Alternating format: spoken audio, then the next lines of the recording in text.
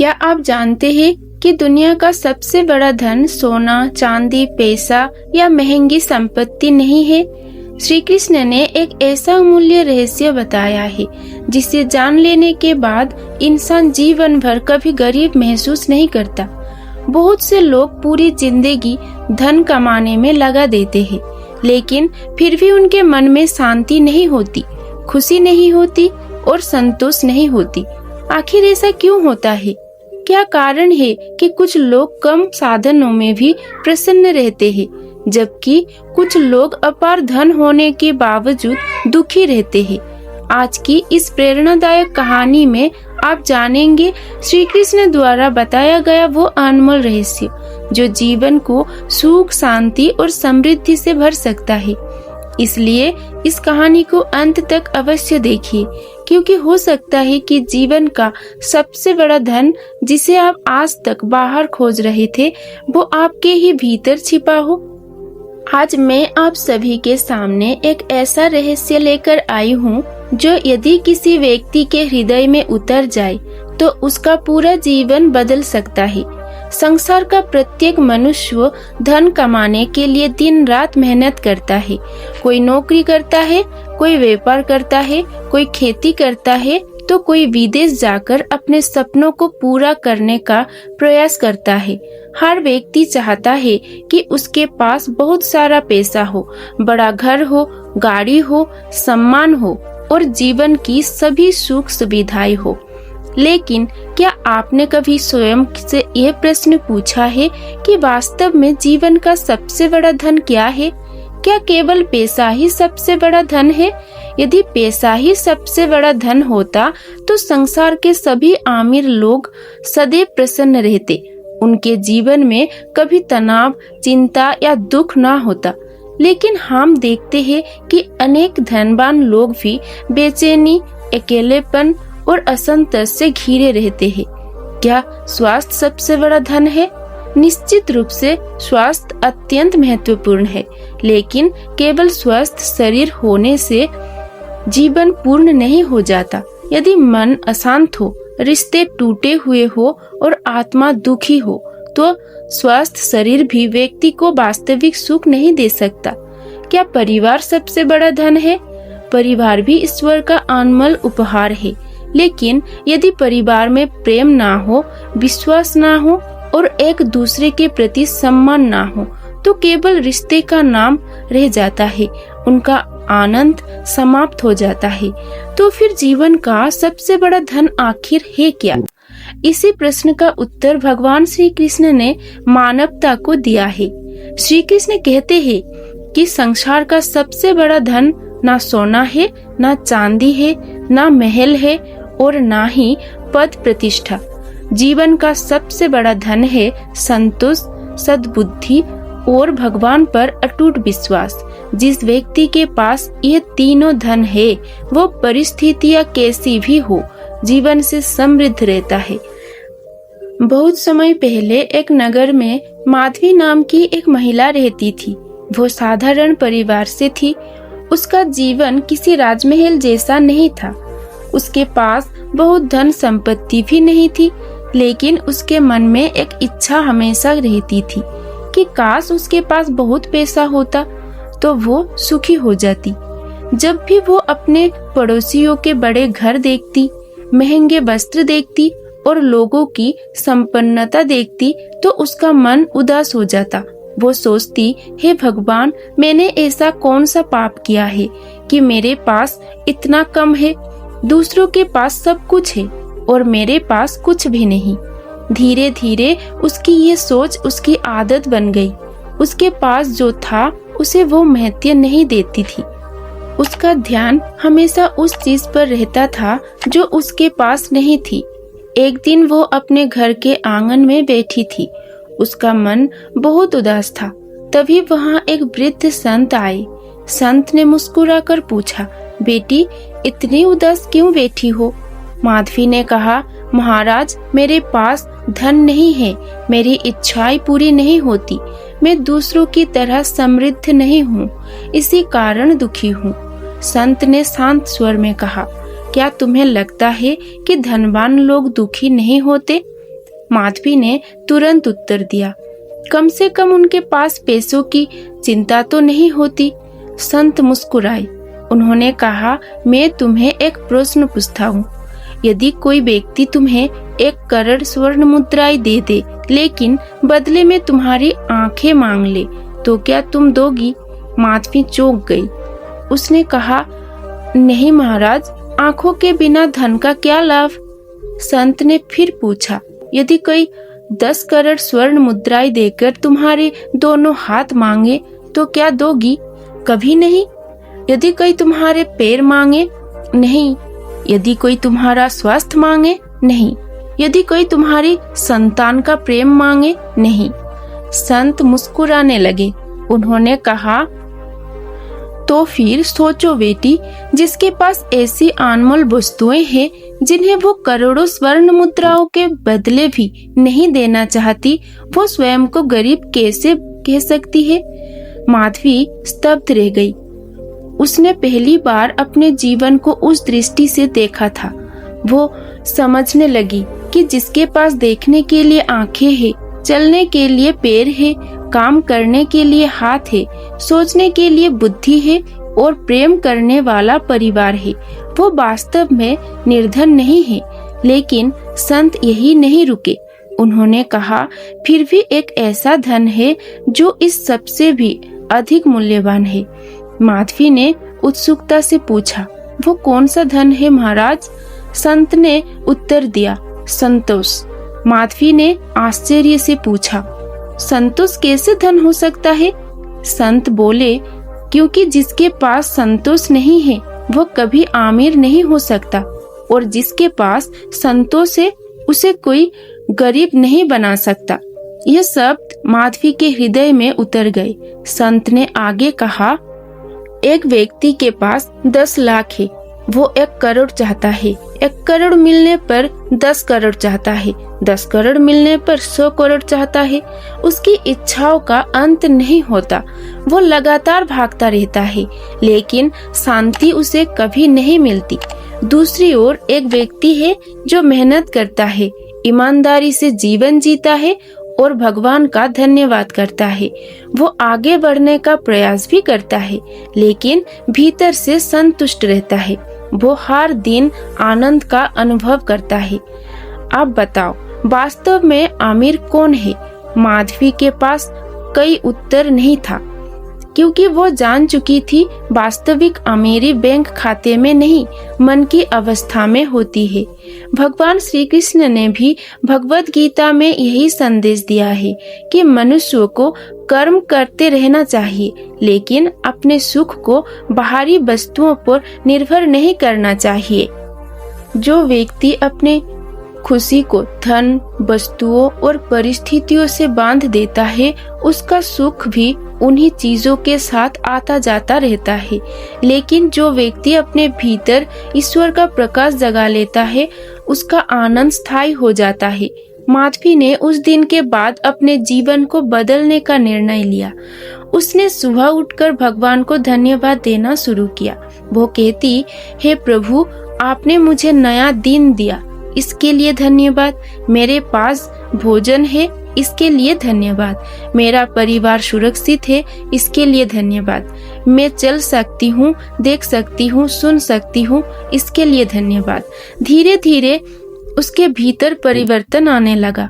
जो महिला पहले हर समय शिकायत करती थी, अब कृतज्ञता महसूस करने लगी। जो पहले दूसरों से तुलना करती थी, अब स्वयं को सुधारने पर ध्यान देती लगी।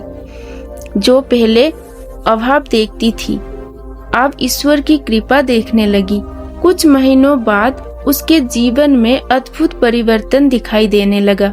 उसके चेहरे पर एक नई चमक आ गई। उसका स्वभाव मधुर हो गया। घर का वातावरण शांत और आनंदमय हो गया। लोग उससे प्रभावित होने लगे, और सबसे बड़ी बात यह भी कि अब वो छोटी छोटी बातों में भी खुशी अनुभव करने लगी थी। एक दिन वही संत फिर उसके घर आए। उन्होंने पूछा, बेटी, आप कैसी हो? माधवी मुस्कुराई। उसकी आंखों में संतोष झलक रहा था। उसने कहा, महाराज, मेरे पास पहले जितना ही धन है, लेकिन अब मैं पहले से कहीं अधिक समृद्ध हूँ। संत मुस्कुराए। उन्होंने कहा, यही श्री कृष्ण का अमूल्य रहस्य है।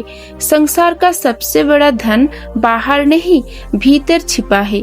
जिस दिन मनुष्य अपने भीतर संतोष, कृतज्ञता और भगवान पर विश्वास का दीपक जला लेता है, उसी दिन वो सच्चा धनवान बन जाता है। उस दिन माधवी ने अनुभव किया कि जीवन का सबसे बड़ा धन वो नहीं है जो तिजोरी में रखा जाता है। जीवन का सबसे बड़ा धन वो है जो हृदय को शांति देता है, आत्मा को आनंद देता है और कठिन परिस्थितियों में भी मनुष्यों को टूटने नहीं देता। और यही वो अमूल्य खजाना है जिसे श्री कृष्ण मानव जीवन का वास्तविक वैभव बताते हैं। माधवी के जीवन में परिवर्तन तो आ चुका था, लेकिन श्री कृष्ण का ये रहस्य अभी पूरी तरह उसके हृदय में नहीं उतरा था। संतोष का बीज उसके मन में अंकुरित हो चुका था, परंतु उसे एक विशाल वृक्ष बनने में अभी समय लगना था। संत के जाने के बाद वो कई दिनों तक उनके शब्दों के बारे में सोचती रही। जब भी वो घर का कोई कार्य करती, उसके मन में एक ही बात घूमती रहती, यदि संतोष ही सबसे बड़ा धन है तो फिर संसार में इतने लोग असंतुष्ट क्यों हैं? यदि भगवान ने हर किसी को कुछ न कुछ दिया है तो फिर मनुष्य हमेशा कमी ही क्यों देखता है? एक दिन सुबह सुबह वो नदी किनारे जल भरने गई। वहाँ उसने देखा कि एक वृद्ध महिला अपने फटे हुए वस्त्रों में बैठी हुई थी।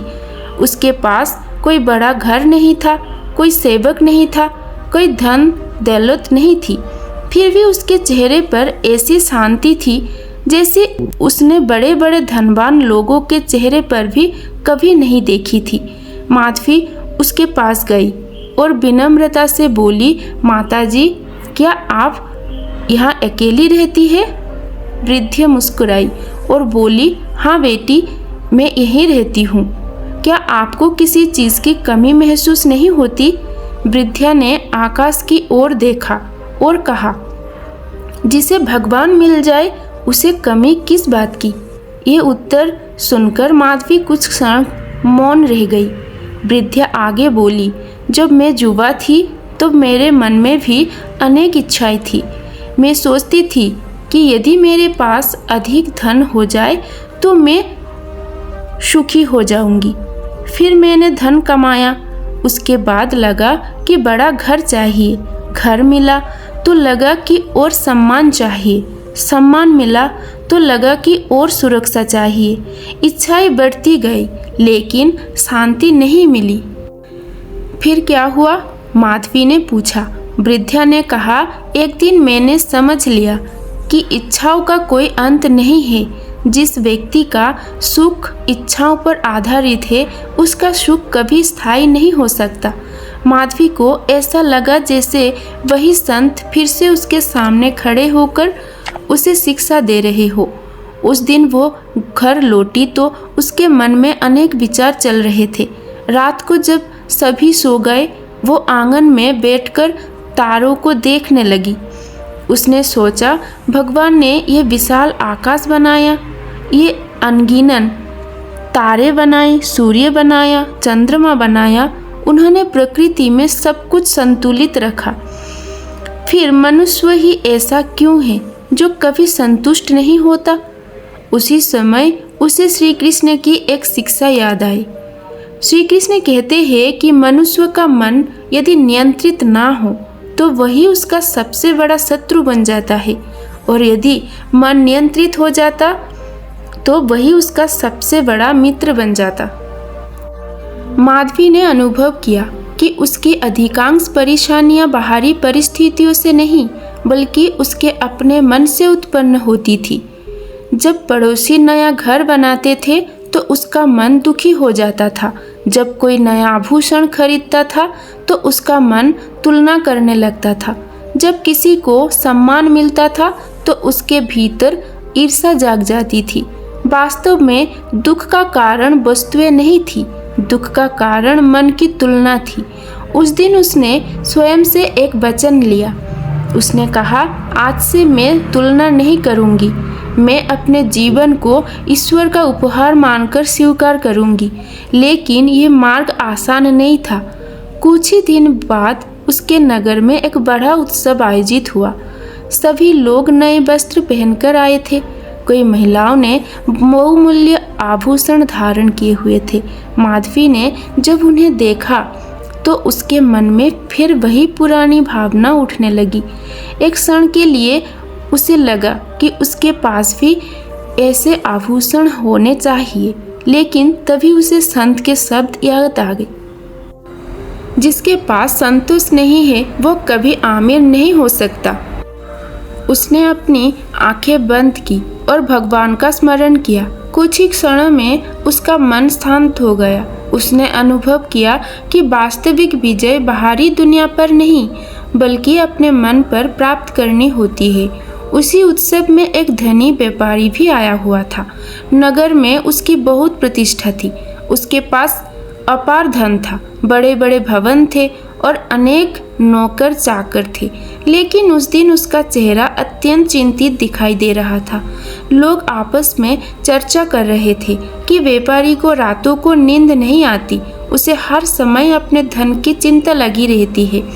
उसे डर रहता है कि कहीं उसका व्यापार घाटे में ना चला जाए, कहीं उसे कोई धोखा ना दे दे, कहीं उसकी संपत्ति कम ना हो जाए। माधवी ने उसे देखा और सोचा, जिस व्यक्ति के पास इतना सब कुछ है वो भी चिंतित है और मैं सोचती थी कि धन ही सुख का स्रोत है। उस दिन उसके भीतर एक और सत्य स्पष्ट हुआ। धन आवश्यक है, लेकिन धन शांति की गारंटी नहीं है।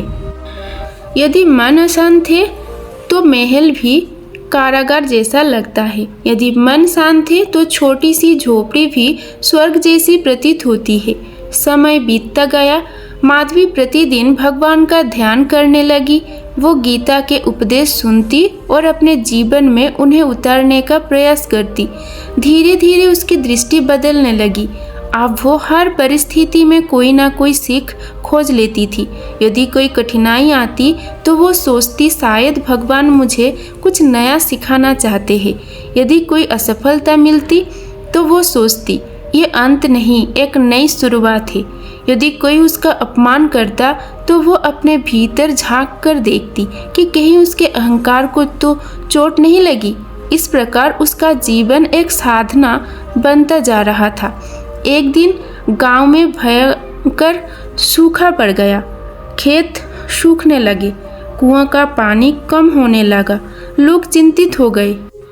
कोई परिवारों के सामने भोजन का संकट उत्पन्न हो गया। माधवी के परिवार की स्थिति भी अच्छी नहीं थी।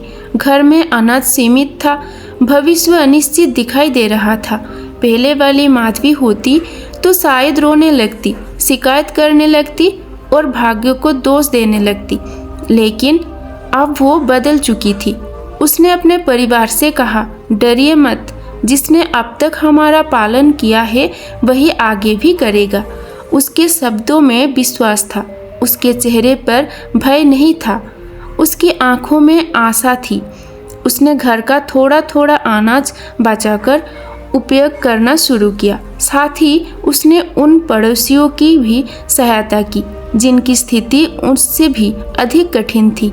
जब लोगों ने देखा कि कठिन समय में भी माधवी दूसरों की सहायता कर रही है तो वे आश्चर्यचकित रह गए। एक पड़ोसी ने पूछा, तुम्हारे पास स्वयं बहुत कम है, फिर भी तुम दूसरों को क्यों दे रही हो? माधवी मुस्कुराई और बोली, क्योंकि मैंने सीखा है कि सबसे बड़ा धन संग्रह करने में नहीं, बांटने में है। यह सुनकर सभी लोग भावुक हो गए। वास्तव में यही श्री कृष्ण का एक और गहरा संदेश है। जो व्यक्ति केवल अपने लिए जीता है उसका संसार छोटा रह जाता है, लेकिन जो दूसरों के लिए जीना सीख लेता है उसका हृदय विशाल हो जाता है। और विशाल हृदय वाला व्यक्ति कभी गरीब नहीं होता। कुछ सप्ताह बाद वर्षा हुई। धरती फिर से हरी भरी हो गई। लोगों की परेशानियां कम होने लगी। लेकिन इस कठिन समय ने माधवी को एक और अनमोल शिक्षा दे दी थी। उसे समझ आ गया था कि वास्तविक सुरक्षा धन में नहीं, ईश्वर पर विश्वास में है। क्योंकि परिस्थितियां कभी भी बदल सकती है। धन आ सकता है, जा सकता है, प्रतिष्ठा मिल सकती है, छिन सकती है, शरीर स्वस्थ रह सकता है, बीमार पड़ सकता है। लेकिन यदि मनुष्य का विश्वास अडिग है तो वह हर परिस्थिति का सामना कर सकता है। एक शाम माधवी मंदिर में बैठी थी। वहाँ एक साधु कथा सुना रहे थे। उन्होंने कहा, भगवान श्री कृष्ण ने अर्जुन को युद्ध भूमि में जो सबसे बड़ा उपदेश दिया वो केवल युद्ध जीतने का नहीं था, वो जीवन जीतने का उपदेश था। श्री कृष्ण ने सिखाया कि मनुष्य को कर्म करना चाहिए, लेकिन फल के अहंकार में नहीं डूबना चाहिए। उसे प्रयास करना चाहिए, लेकिन परिणाम को भगवान पर छोड़ देना चाहिए। उसे संसार में रहना चाहिए, लेकिन संसार को अपने मन में नहीं बसाना चाहिए। ये शब्द सुनते ही माधवी की आंखें नम हो गई। उसे महसूस हुआ कि वो धीरे धीरे उस सत्य के निकट पहुंच रही है जिसकी खोज में वो बरसों से भटक रही थी। अब उसे समझ आने लगा था कि जीवन का सबसे बड़ा धन केवल संतोष ही नहीं है। संतोष के साथ साथ श्रद्धा, विश्वास, करुणा, सेवा और आत्मिक शांति भी उसी खजाने के भाग है। जिस व्यक्ति के भीतर ये गुण जाग जाते हैं उसे बाहरी संपत्ति की आवश्यकता तो रहती है, लेकिन उसका सुख उन पर निर्भर नहीं रहता। उस रात जब वो सोने गई तो उसके चेहरे पर एक गहरी शांति थी। उसे ऐसा लगा जैसे श्री कृष्ण स्वयं उसके हृदय में कह रहे हो, हे मनुष्य, तू जिस धन को संसार में खोज रहा है वो तेरे भीतर ही छिपा है। अपने मन को पहचान, अपने आत्मस्वरूप को जान और मेरे प्रति विश्वास रख। तब तू समझ पाएगा कि जीवन का सबसे बड़ा धन बाहर नहीं, तेरे अंतर मन में है। माधवी की यह कहानी केवल एक महिला की कहानी नहीं है, यह हम सभी के जीवन का दर्पण है। हम सभी अपने जीवन में कभी ना कभी यह सोचते हैं कि यदि हमारे पास अधिक धन होता, बड़ा घर होता, अधिक सम्मान होता, अधिक सुविधाएं होती तो हम सचमुच सुखी हो जाते। हम अपने जीवन की तुलना दूसरों से करते हैं और धीरे धीरे उन आशीर्वादों को भूल जाते हैं जो भगवान ने हमें पहले से ही प्रदान किए हैं। लेकिन श्री कृष्ण का दिव्य संदेश हमें याद दिलाता है कि जीवन का वास्तविक सुख बाहरी वस्तुओं में नहीं, बल्कि हमारे भीतर की चेतना में छिपा हुआ है। माधवी ने भी प्रारंभ में यही गलती की थी। वो अपने जीवन में केवल अभाव देखती थी। उसे लगता था कि उसके पास जो नहीं है वही उसकी खुशियों का कारण है। लेकिन जब संत ने उसे समझाया कि उसके पास आंखें हैं, स्वस्थ शरीर है, परिवार का प्रेम है, कर्म करने की शक्ति है और ईश्वर का संरक्षण है, तो उसे पहली बार महसूस हुआ कि वो वास्तव में गरीब नहीं है। उसके पास ऐसे अनमोल खजाने हैं जिन्हें संसार का कोई भी धन खरीद नहीं सकता। धीरे धीरे उसने सीखा कि संतोष सबसे बड़ा धन है, क्योंकि जिस व्यक्ति के मन में संतोष नहीं होता वो चाहे कितना भी धनी क्यों ना हो, भीतर से हमेशा खाली रहता है। उसकी इच्छाएं कभी समाप्त नहीं होती। वो एक लक्ष्य प्राप्त करता है तो दूसरा लक्ष्य सामने खड़ा हो जाता है। वो एक वस्तु खरीदता है तो दूसरी वस्तु की चाह जाग जाती है। उसका जीवन निरंतर दौड़ में बीत जाता है, लेकिन शांति उससे दूर ही रहती है। दूसरी ओर उसके मन में संतोष है। वो सीमित साधनों में भी आनंद का अनुभव करता है। वो हर दिन को ईश्वर का उपहार मानता है और हर परिस्थिति में कृतज्ञता का भाव रखता है। माधवी ने यह भी सीखा कि तुलना मनुष्य के सुख की सबसे बड़ी शत्रु है। जब हम दूसरों की उपलब्धियों को देखकर स्वयं को कमजोर बनाते हैं, तब हम अपने जीवन की सुंदरता को खो देते हैं। श्री कृष्ण का संदेश है कि प्रत्येक व्यक्ति की यात्रा अलग है, प्रत्येक आत्मा का मार्ग अलग है। इसलिए दूसरों से तुलना करने के बजाय स्वयं को बेहतर बनाने का प्रयास करना चाहिए। जो व्यक्ति अपने विकास पर ध्यान देता है वो आगे बढ़ता है। जो व्यक्ति केवल दूसरों को देखता रहता है वो अपने ही स्थान पर खड़ा रह जाता है। कठिन समय में माधवी ने यह भी जाना कि वास्तविक सुरक्षा बैंक खाते में नहीं बल्कि भगवान पर विश्वास में होती है। धन कभी भी कम या अधिक हो सकता है, परिस्थितियाँ कभी भी बदल सकती है, शरीर कभी भी रोगग्रस्त हो सकता है। संसार का कोई भी सहारा स्थायी नहीं है, लेकिन भगवान पर अटूट विश्वास मनुष्यों को हर परिस्थिति में संभालता है। जब मनुष्य पूरी श्रद्धा के साथ कहता है कि जो कुछ होगा प्रभु की इच्छा से होगा और वही मेरे लिए सर्वोत्तम होगा, तो उसके भीतर अद्भुत साहस और शांति का जन्म होता है। माधवी की यात्रा ने उसे ये भी सिखाया कि देने वाला व्यक्ति कभी गरीब नहीं होता। जो केवल अपने लिए जीता है उसका जीवन सीमित रह जाता है, लेकिन जो दूसरों की सहायता करता है, दूसरों के दुख को समझता है और अपनी सामर्थ्य के अनुसार सेवा करता है, उसके हृदय में ईश्वर का वास होने लगता है। सेवा केवल किसी को वस्तु देना नहीं है, सेवा किसी के आंसू पोंछना है, सेवा किसी निराश व्यक्ति को आशा देना है, सेवा किसी दुखी मन को प्रेम देना है, सेवा किसी भूखे को भोजन देना है, सेवा किसी अकेले व्यक्ति को अपनापन देना है, और यही सेवा मनुष्य को ईश्वर के सबसे निकट ले जाती है। श्री कृष्ण का अमूल्य रहस्य यही है कि जीवन का सबसे बड़ा धन सोना, चांदी, संपत्ति, पद या प्रतिष्ठा नहीं है। जीवन का सबसे बड़ा धन है शुद्ध मन, संतोषी हृदय, निर्मल चरित्र, सच्चा प्रेम, निस्वार्थ सेवा, अटूट विश्वास और भगवान के प्रति समर्पण। जिसके पास यह खजाना है वह संसार का सबसे धनी व्यक्ति है, चाहे उसके पास भौतिक संपत्ति कम ही क्यों ना हो। और जिसके पास यह खजाना नहीं है वो चाहे कितनी भी दौलत का मालिक क्यों ना बन जाए, उसके भीतर की गरीबी समाप्त नहीं होती। आज यदि हम अपने जीवन को ध्यान से देखें तो पाएंगे कि भगवान ने हमें बहुत कुछ दिया है।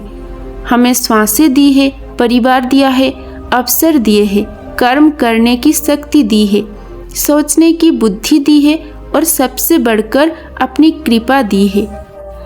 इसलिए हमें हर दिन शिकायतों के साथ नहीं बल्कि धन्यवाद के साथ आरंभ करना चाहिए। हमें यह नहीं सोचना चाहिए कि हमारे पास क्या नहीं है, हमें यह देखना चाहिए कि हमारे पास क्या क्या है, क्योंकि कृतज्ञता ही वह दीपक है जो जीवन के अंधकार को प्रकाश में बदल देता है।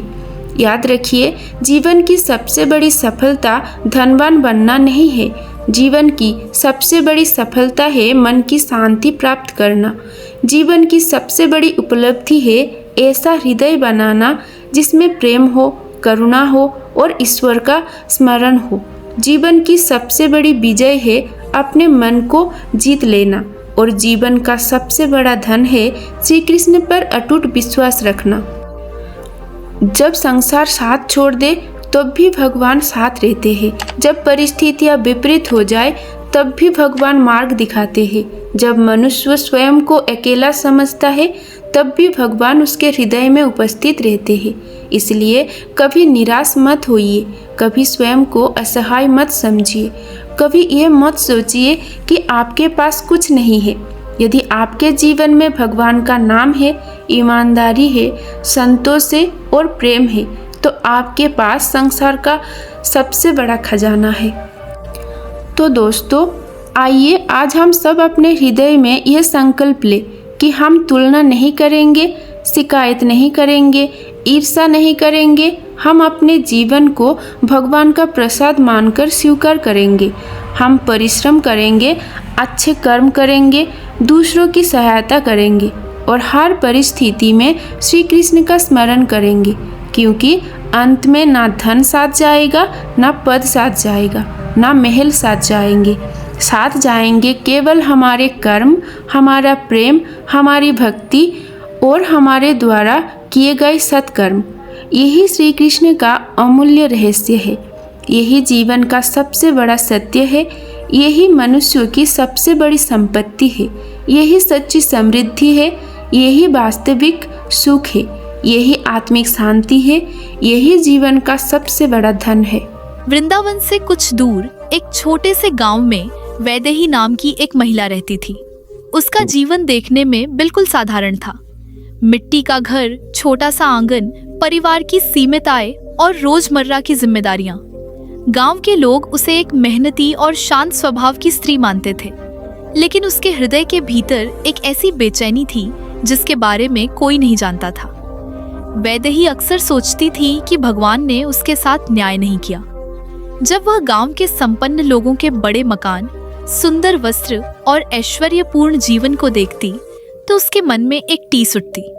उसे लगता कि यदि उसके पास भी इतना धन होता तो उसका जीवन पूर्ण हो जाता। वह कल्पना करती कि एक दिन उसके पास भी बहुत सारा पैसा होगा, उसके घर में हर सुविधा होगी और तब उसके सारे दुख समाप्त हो जाएंगे। एक शाम वह अपने घर के बाहर बैठी सूर्यास्त देख रही थी। आकाश लालिमा से भरा हुआ था। पक्षी अपने घोंसलों की ओर लौट रहे थे। वातावरण में अद्भुत शांति थी, लेकिन वैदेही का मन अशांत था। उसने आकाश की ओर देखकर कहा, हे कृष्ण, यदि आप सबकी सुनते हैं तो मेरी क्यों नहीं सुनते? मैंने किसी का बुरा नहीं किया, फिर भी मेरे जीवन में अभाव ही अभाव क्यों है? उसकी आंखों से आंसू बहने लगे। उसी समय उसकी वृद्ध दादी वहां आकर बैठ गई।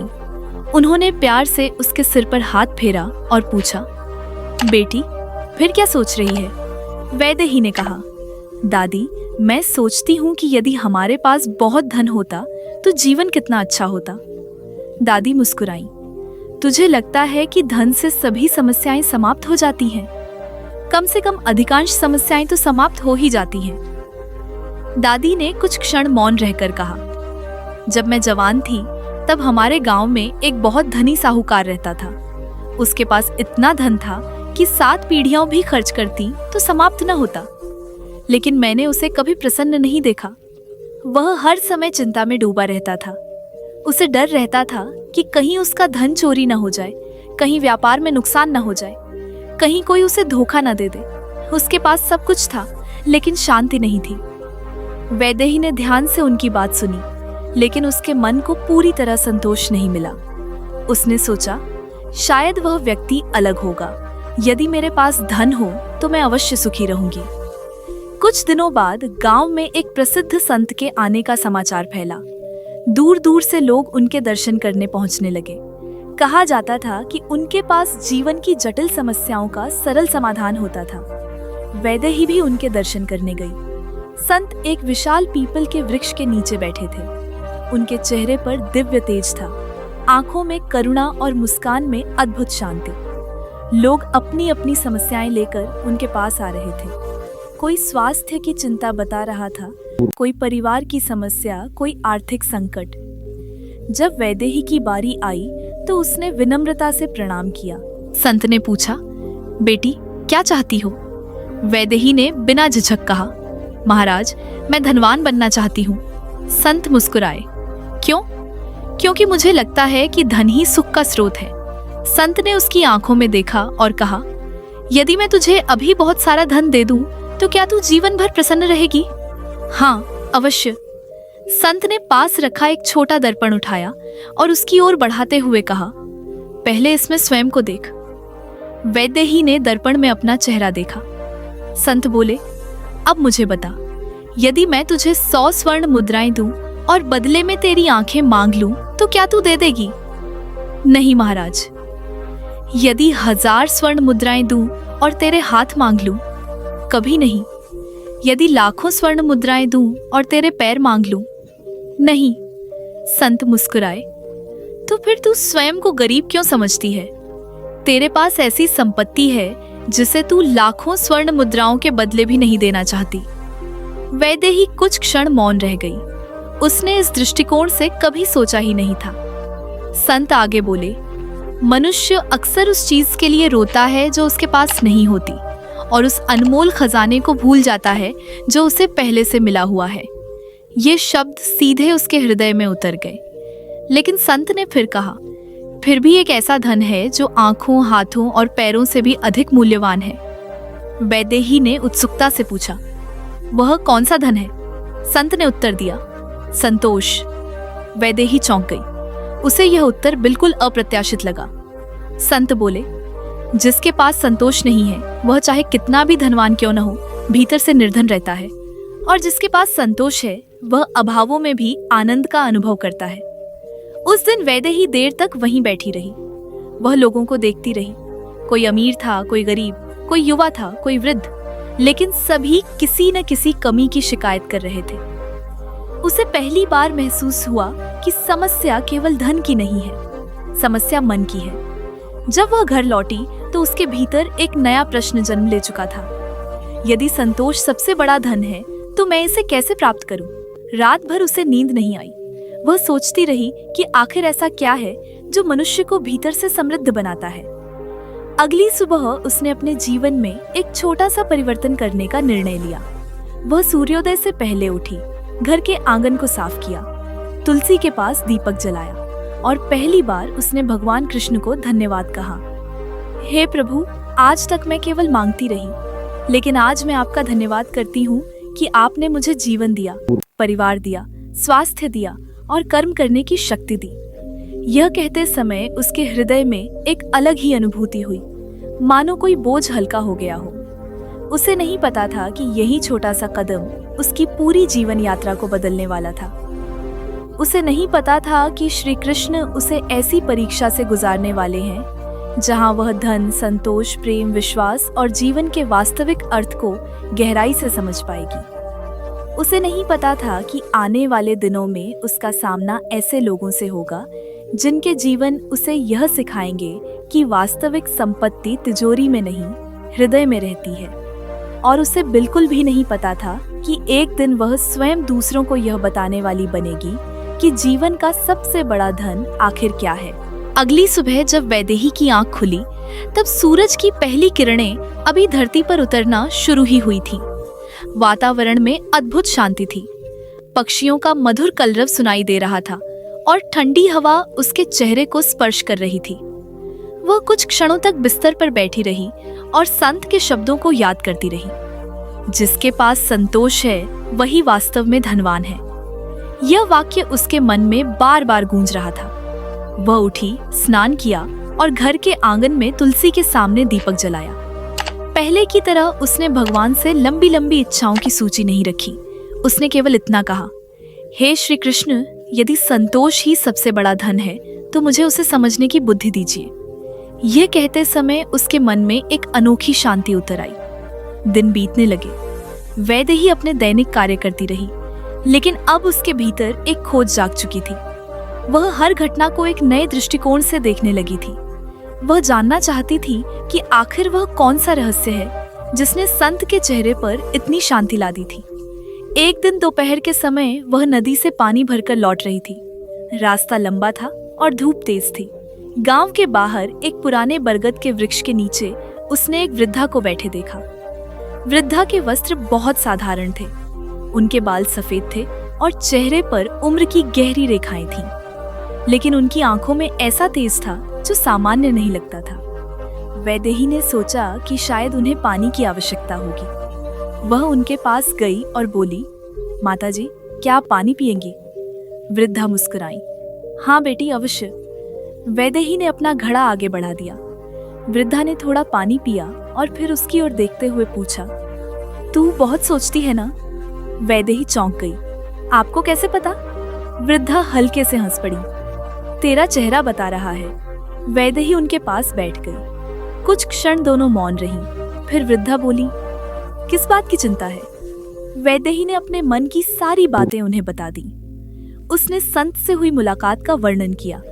उसने बताया कि वह संतोष को समझना चाहती है, लेकिन अभी भी उसके मन में अनेक प्रश्न हैं। वृद्धा ध्यान से सुनती रही। फिर उन्होंने कहा, मैं तुझे एक कहानी सुनाती हूँ। वैदेही उत्सुकता से उनकी ओर देखने लगी। वृद्धा ने कहना शुरू किया, बहुत समय पहले एक राजा था। उसके पास अपार धन संपत्ति थी, विशाल महल, अनगिनत सेवक, हाथी, घोड़े, सेना, किसी चीज की कमी नहीं थी। लेकिन वह हमेशा उदास रहता था। क्यों? वैदेही ने पूछा। क्योंकि उसे लगता था कि उसके पास पर्याप्त नहीं है। इतना सब होने के बाद भी? हाँ, उसे लगता था कि पड़ोसी राज्य उससे अधिक शक्तिशाली है। किसी दूसरे राजा के पास उससे बड़ा महल है, किसी तीसरे राजा के पास अधिक सोना है। वह हर समय तुलना करता रहता था। वृद्धा कुछ क्षण रुकी, फिर बोली, एक दिन उसने सुना कि उसके राज्य में एक किसान रहता है जो हमेशा प्रसन्न रहता है। राजा ने उसे बुलाया। हाँ, जब किसान दरबार में आया तो राजा ने पूछा, तू हमेशा खुश कैसे रहता है? किसान ने क्या उत्तर दिया? वैदेही ने उत्सुकता से पूछा। वृद्धा मुस्कुराई। किसान ने कहा, महाराज, मैं सुबह उठता हूँ तो भगवान को धन्यवाद देता हूँ कि उन्होंने मुझे एक और दिन दिया। खेत में काम करता हूँ तो धन्यवाद देता हूँ कि मेरे पास काम करने की शक्ति है। भोजन करता हूँ तो धन्यवाद देता हूँ कि भोजन मिला। रात को सोता हूँ तो धन्यवाद देता हूँ कि परिवार मेरे साथ है। इसलिए मेरे पास दुखी होने का समय ही नहीं बचता। वैदेही गहरे विचार में डूब गई। वृद्धा ने कहा, बेटी, संसार में दो प्रकार के लोग होते हैं। एक वे जो हर समय कमी देखते हैं, दूसरे वे जो हर समय कृपा देखते हैं। और जो कृपा देखते हैं वही संतोषी बनते हैं? वैदेही ने पूछा। हाँ, उस दिन की बातचीत ने वैदेही के भीतर कुछ बदल दिया। घर लौटते समय वह रास्ते भर सोचती रही। उसने देखा कि सड़क के किनारे खिला एक छोटा सा फूल भी कितना सुंदर है। आकाश कितना विशाल है। पेड़ों पर बैठे पक्षी कितनी स्वतंत्रता से गा रहे हैं।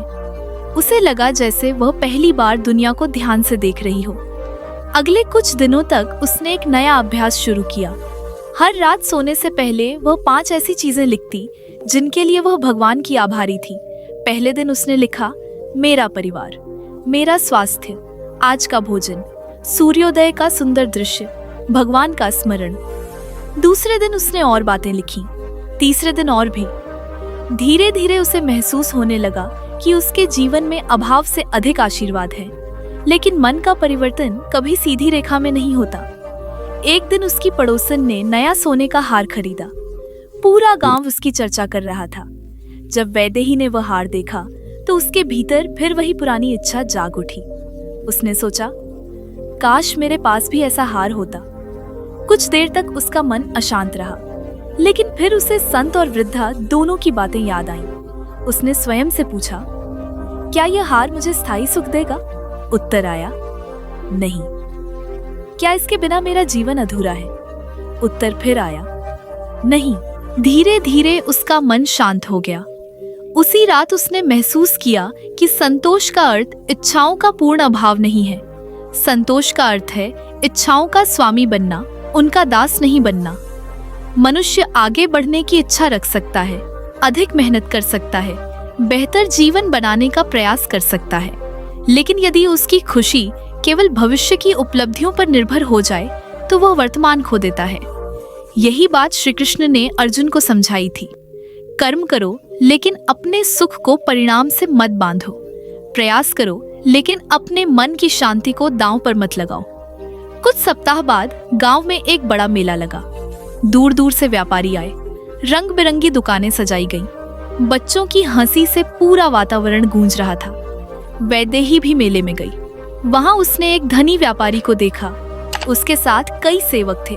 उसके वस्त्र अत्यंत महंगे थे, लेकिन उसका चेहरा तनाव से भरा हुआ था। वह लगातार अपने कर्मचारियों पर चिल्ला रहा था। कभी हिसाब देख रहा था, कभी किसी को डांट रहा था। उसकी आंखों में बेचैनी साफ दिखाई दे रही थी। उसी समय पास ही एक वृद्ध कुम्हार बैठा था। उसकी दुकान छोटी थी। उसके पास अधिक ग्राहक भी नहीं थे, लेकिन वह मुस्कुरा रहा था।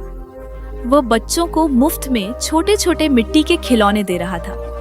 वैदेही कुछ देर उसे देखती रही। फिर उसके मन में प्रश्न उठा, इन दोनों में वास्तव में अमीर कौन है? उत्तर भीतर से आया, जिसके पास शांति है। उस दिन उसे पहली बार गहराई से समझ आया कि धन और समृद्धि एक ही चीज नहीं है। धन बाहरी होता है, समृद्धि भीतर होती है। धन तिजोरी में रखा जाता है, समृद्धि हृदय में बसती है। धन को खोया जा सकता है, लेकिन सच्ची समृद्धि कोई नहीं छीन सकता।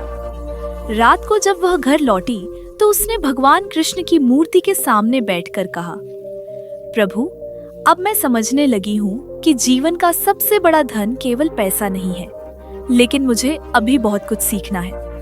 उसकी आंखों में विनम्रता थी, हृदय में जिज्ञासा थी और आत्मा में एक नई यात्रा की शुरुआत हो चुकी थी। उसे नहीं पता था कि आने वाले दिनों में जीवन उसकी और भी बड़ी परीक्षा लेने वाला है। एक ऐसी परीक्षा जिसमें उसे यह निर्णय करना होगा कि वह अपने भय को चुनेगी या विश्वास को, वह अपने स्वार्थ को चुनेगी या करुणा को। और उसी परीक्षा में श्री कृष्ण का दूसरा अमूल्य रहस्य उसके सामने प्रकट होने वाला था। समय धीरे धीरे आगे बढ़ रहा था। वैदेही के जीवन में पहले की तुलना में अधिक शांति आ गई थी। अब वह हर सुबह भगवान श्री कृष्ण का स्मरण करती, तुलसी के सामने दीपक जलाती और दिन की शुरुआत कृतज्ञता के साथ करती। उसके चेहरे पर एक अलग ही संतुलन दिखाई देने लगा था।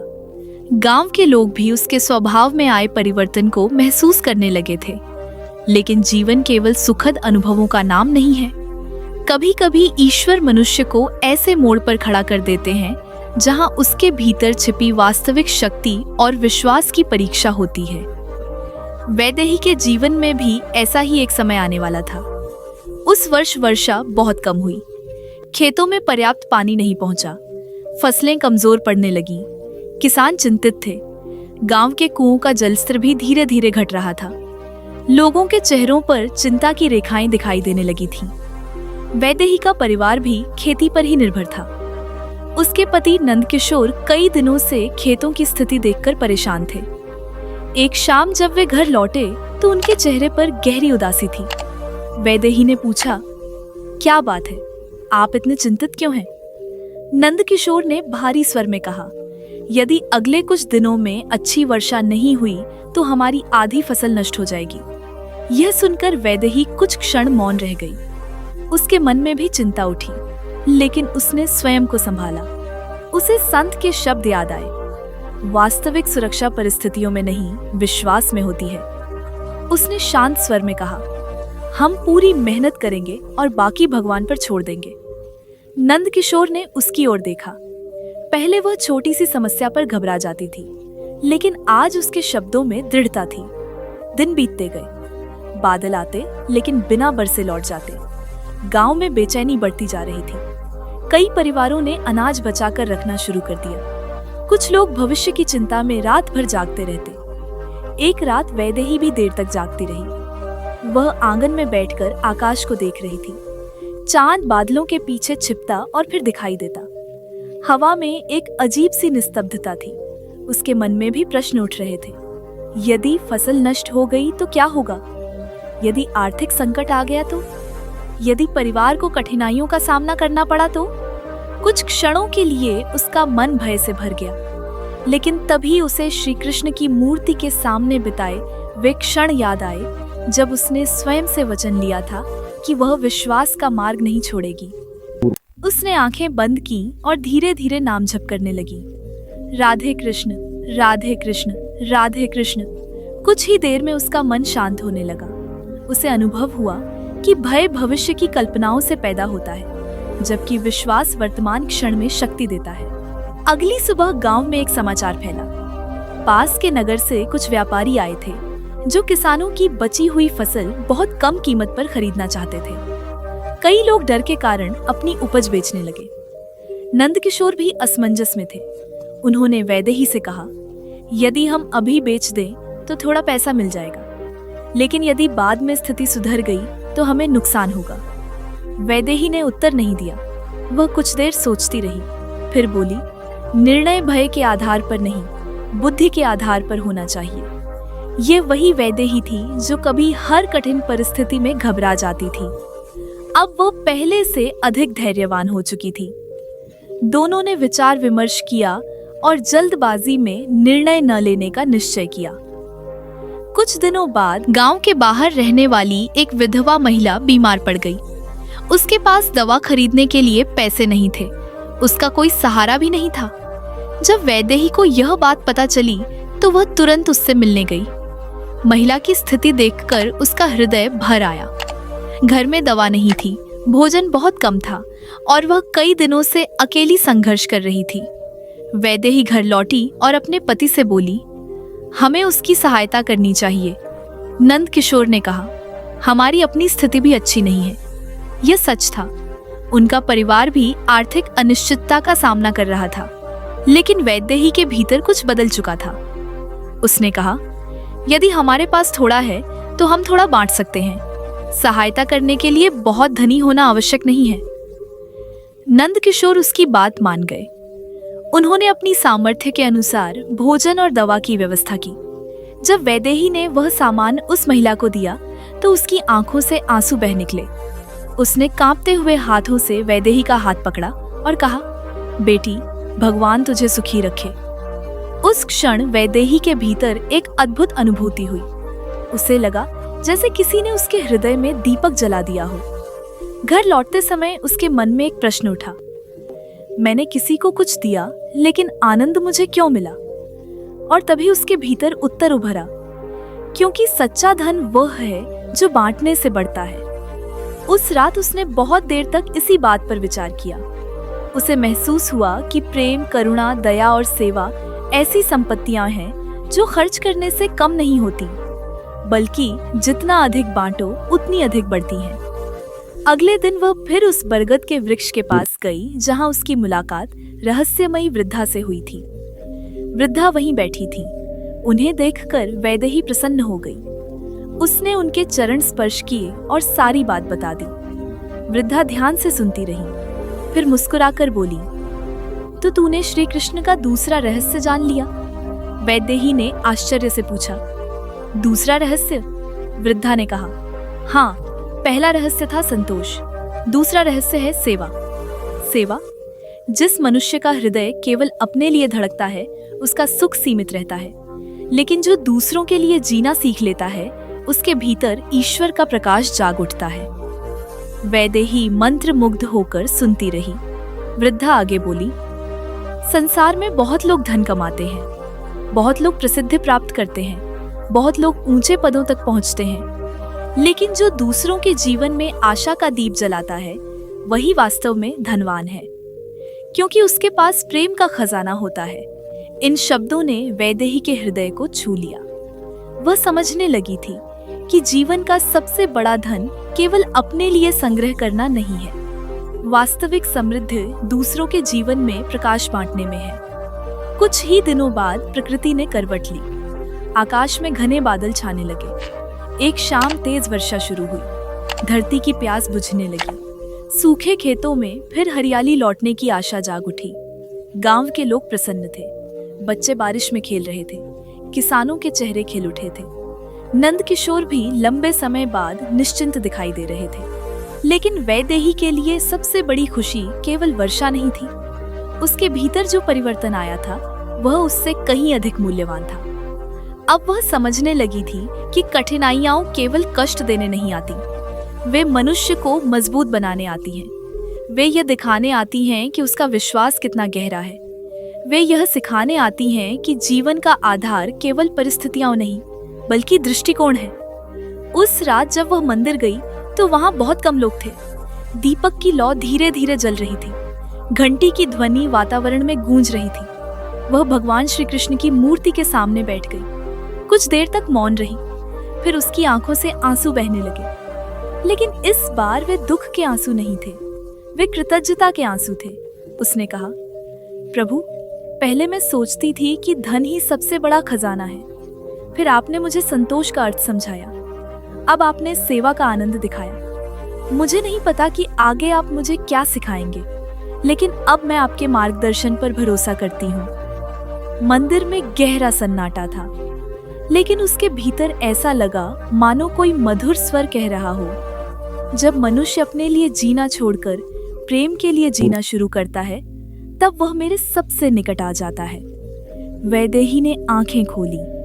उसके चेहरे पर मुस्कान थी और उसकी आध्यात्मिक यात्रा अब एक नए अध्याय की ओर बढ़ रही थी। वर्षा के आने के बाद पूरे गांव का वातावरण बदल गया था। सूखे खेतों में फिर से हरियाली दिखाई देने लगी थी। किसानों के चेहरों पर आशा लौट आई थी। जिन लोगों की आंखों में कुछ सप्ताह पहले चिंता थी, उनमें अब उत्साह दिखाई देता था। वैदेही के परिवार की फसल भी धीरे धीरे संभलने लगी थी।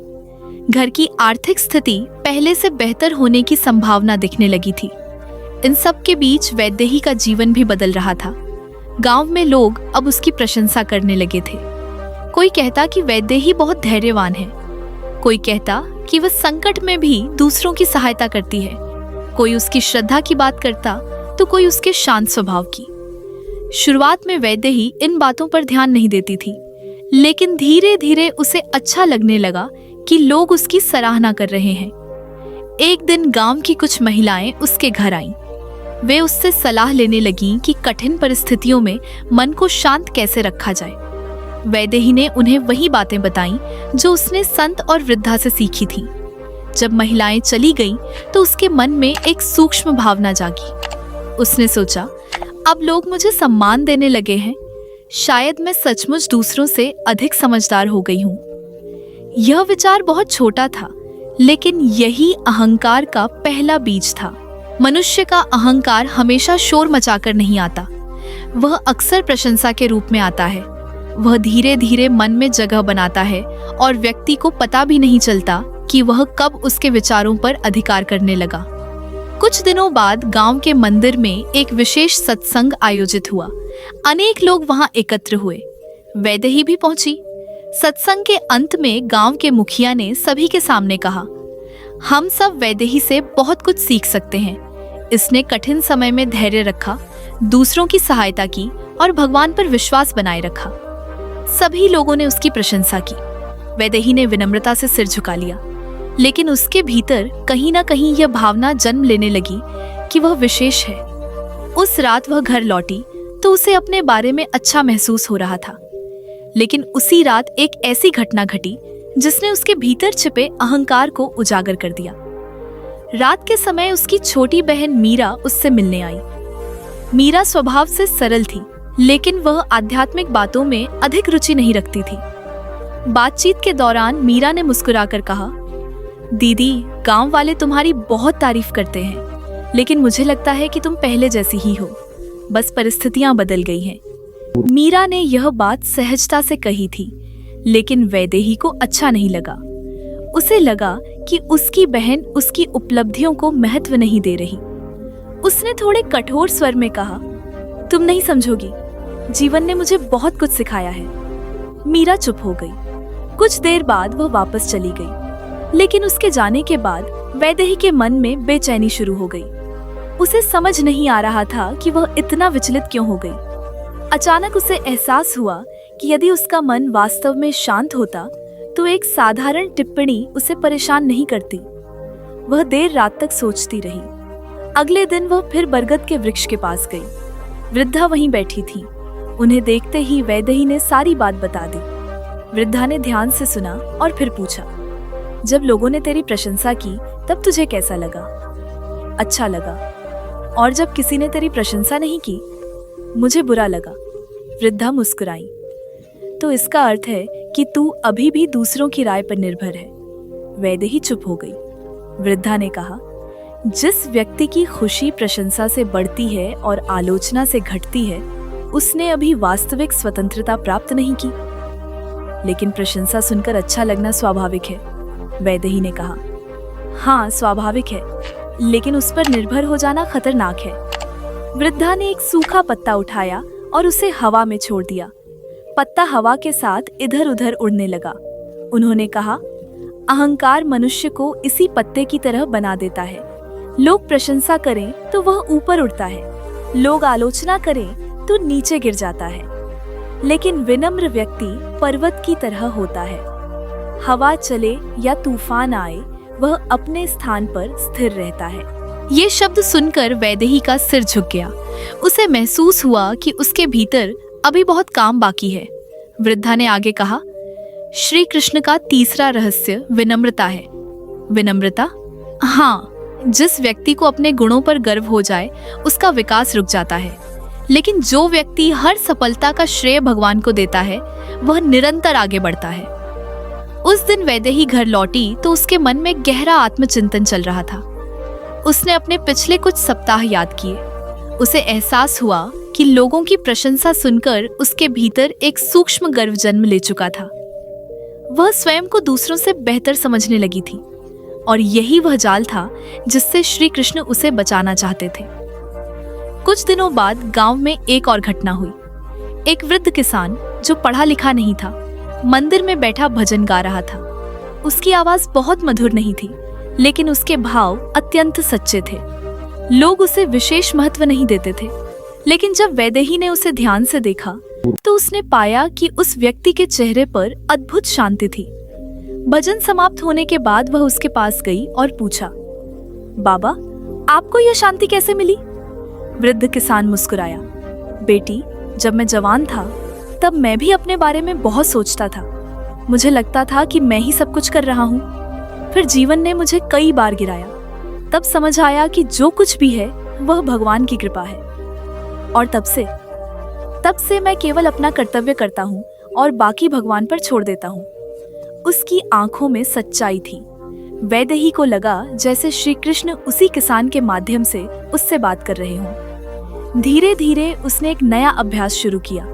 जब भी कोई उसकी प्रशंसा करता, वह मन ही मन कहती, यह सब प्रभु की कृपा है। जब भी कोई उसकी आलोचना करता, वह तुरंत प्रतिक्रिया देने के बजाय स्वयं से पूछती, क्या इसमें कोई सत्य छिपा है?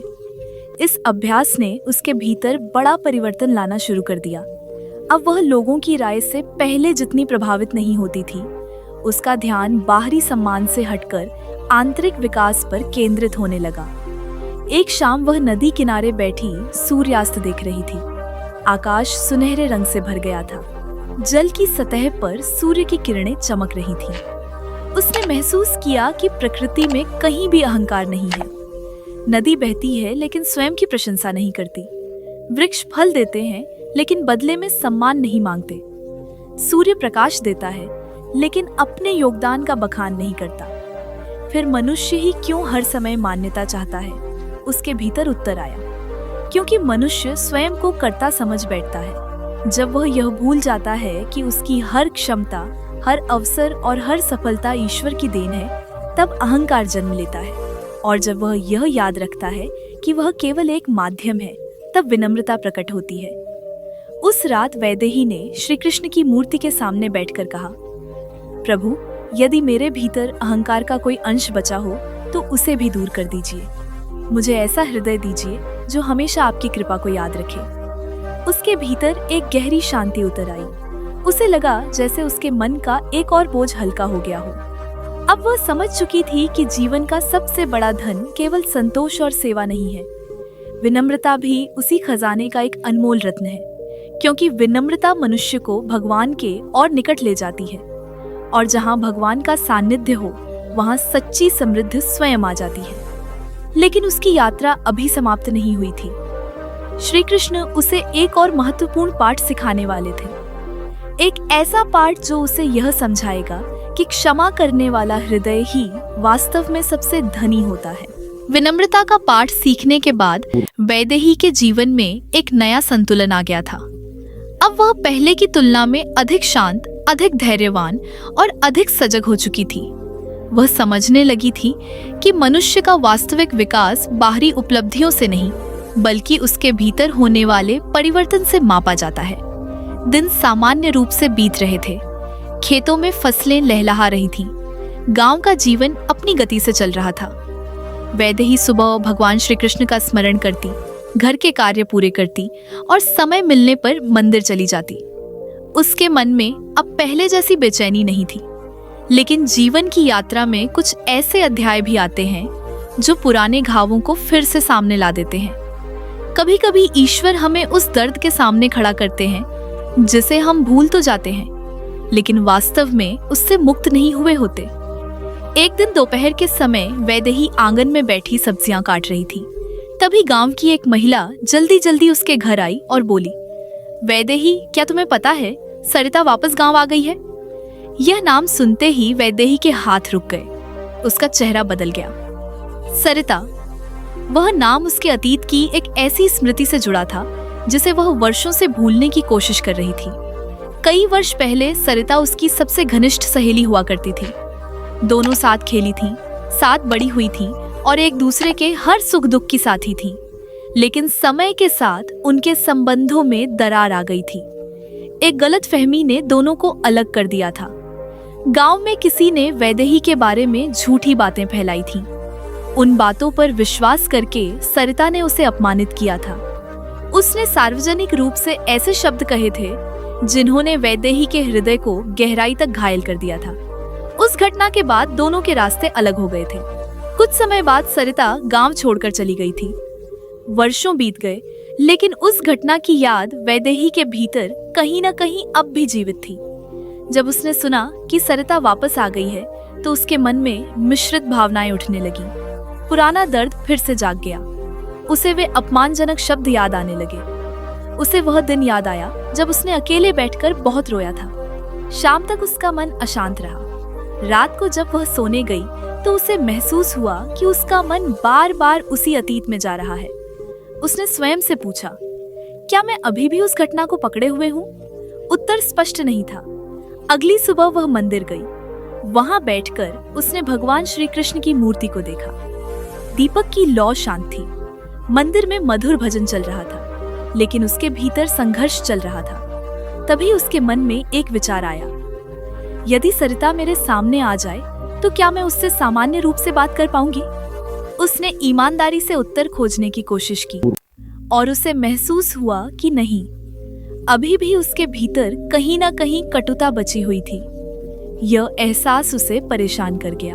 वह स्वयं को आध्यात्मिक मार्ग पर आगे बढ़ता हुआ समझने लगी थी, लेकिन अब उसे दिखाई दे रहा था कि उसके हृदय में अभी भी एक बंद दरवाजा मौजूद है। मंदिर से लौटते समय वह बरगद के वृक्ष के पास पहुंची।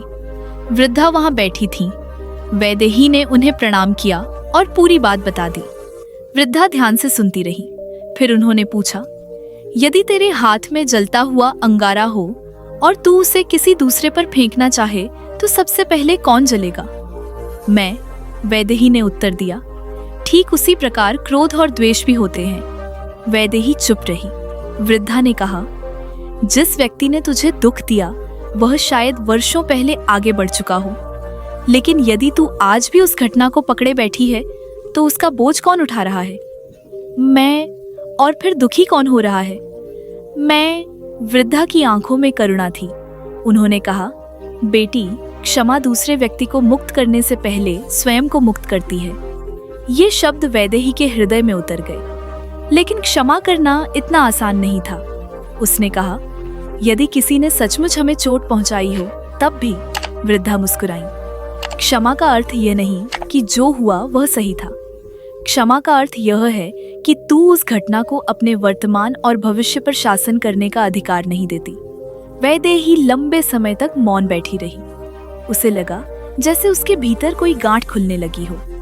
कुछ दिनों बाद संयोग से उसकी मुलाकात सरिता से हो गई। गांव के कुएं के पास दोनों आमने सामने खड़ी थीं।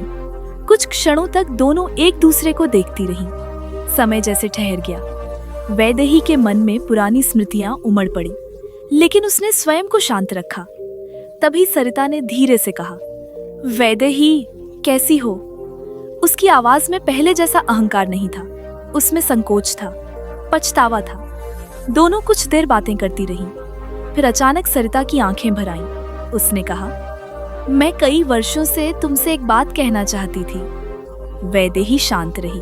सरिता बोली, मैंने तुम्हारे साथ बहुत अन्याय किया था।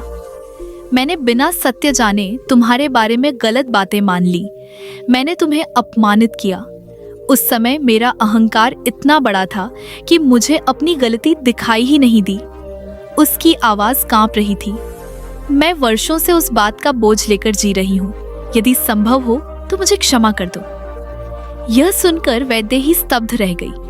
उसने कभी कल्पना नहीं की थी कि सरिता ऐसा कहेगी। कुछ क्षणों तक वह कुछ नहीं बोली। उसके भीतर दो आवाजें चल रही थीं। एक कह रही थी, उसे याद दिलाओ कि उसने तुझे कितना दुख दिया था। दूसरी कह रही थी, यही वह क्षण है जिसकी तैयारी भगवान तुझसे करवा रहे थे। उसने गहरी सांस ली, फिर सरिता का हाथ पकड़कर कहा, जो बीत गया उसे यहीं छोड़ देते हैं। सरिता की आंखों से आंसू बह निकले। उस क्षण दोनों के बीच वर्षों की दूरी समाप्त हो गई। जब वैदेही घर लौट रही थी तो उसके भीतर एक अद्भुत हल्कापन था। उसे लगा जैसे कोई भारी पत्थर उसके हृदय से हट गया हो। उस रात उसने पहली बार पूरी गहराई से समझा कि क्षमा कितनी बड़ी शक्ति है। वह सोचने लगी, यदि मैं अपने भीतर क्रोध रखती तो क्या होता? मैं बाहर से मुस्कुराती रहती, लेकिन भीतर कहीं ना कहीं पीड़ा जीवित रहती। लेकिन आज मैंने उस पीड़ा को जाने दिया और उसके साथ मेरा बोझ भी चला गया। अगले दिन वह फिर वृद्धा से मिलने गई। उसने सारी बात बताई। वृद्धा मुस्कुराई। सरिता को क्षमा करने के बाद वैदेही के हृदय में एक नई शांति का जन्म हुआ था। उसे ऐसा महसूस हो रहा था जैसे वर्षों से बंद कोई खिड़की खुल गई हो और भीतर ताजी हवा प्रवेश कर गई हो। अब वह समझने लगी थी कि मनुष्य को सबसे अधिक बांधने वाली जंजीरें बाहर नहीं, बल्कि उसके अपने मन में होती हैं। और जब वे जंजीरें टूटती हैं, तभी आत्मा वास्तविक स्वतंत्रता का अनुभव करती है। लेकिन श्री कृष्ण की शिक्षा यहीं समाप्त नहीं होती। जीवन का मार्ग अनेक रहस्यों से भरा होता है। संतोष, सेवा, विनम्रता और क्षमा सीख लेने के बाद भी एक ऐसा गुण था जिसकी परीक्षा अभी बाकी थी। वह गुण था धैर्य। मनुष्य प्रायः अच्छे कर्म तो कर लेता है, लेकिन परिणाम तुरंत चाहता है। वह बीज आज बोता है और कल फल की आशा करने लगता है। जब इच्छित परिणाम समय पर नहीं मिलता, तब उसका विश्वास डगमगाने लगता है। यही वह स्थान है जहां धैर्य की आवश्यकता होती है। एक सुबह वैदेही के पति नंदकिशोर नगर से लौटे। उनके चेहरे पर चिंता स्पष्ट दिखाई दे रही थी। उन्होंने घर में प्रवेश करते ही गहरी सांस ली और चुपचाप बैठ गए। वैदेही ने पूछा, क्या बात है, आप इतने चिंतित क्यों हैं? नंदकिशोर ने धीरे से कहा, जिस व्यापारी को हमने अनाज बेचने का समझौता किया था, उसने भुगतान रोक दिया है। वह कह रहा है कि कुछ समय बाद देगा। यह समाचार सुनकर वैदेही भी कुछ क्षण के लिए चिंतित हो गई। घर की कई आवश्यकताएं उसी धन पर निर्भर थीं। आने वाले महीनों के लिए योजनाएं बनाई गई थीं। अब सब कुछ अनिश्चित लग रहा था। नंदकिशोर बोले, मैंने पूरी ईमानदारी से अपना काम किया, फिर भी ऐसा क्यों हो रहा है? वैदेही के पास तुरंत कोई उत्तर नहीं था। उस रात दोनों देर तक जागते रहे। बाहर चांदनी फैली हुई थी, लेकिन उनके मन में चिंता का अंधकार था। अगले कुछ सप्ताह कठिन रहे। व्यापारी बार बार नए बहाने बनाता रहा। गांव के कई किसान परेशान हो चुके थे। कुछ लोग क्रोधित थे, कुछ निराश और कुछ अपने भाग्य को कोस रहे थे। वैदेही भी कभी कभी सोचती, हमने किसी का बुरा नहीं किया, फिर हमारे साथ ऐसा क्यों हो रहा है? लेकिन हर बार उसके भीतर से एक आवाज आती, अभी पूरी कहानी समाप्त नहीं हुई है। एक दिन वह नदी किनारे बैठी थी। जल की धारा शांत गति से बह रही थी। वह उसे ध्यान से देखने लगी। उसी समय उसे बरगद वाली वृद्धा की याद आई।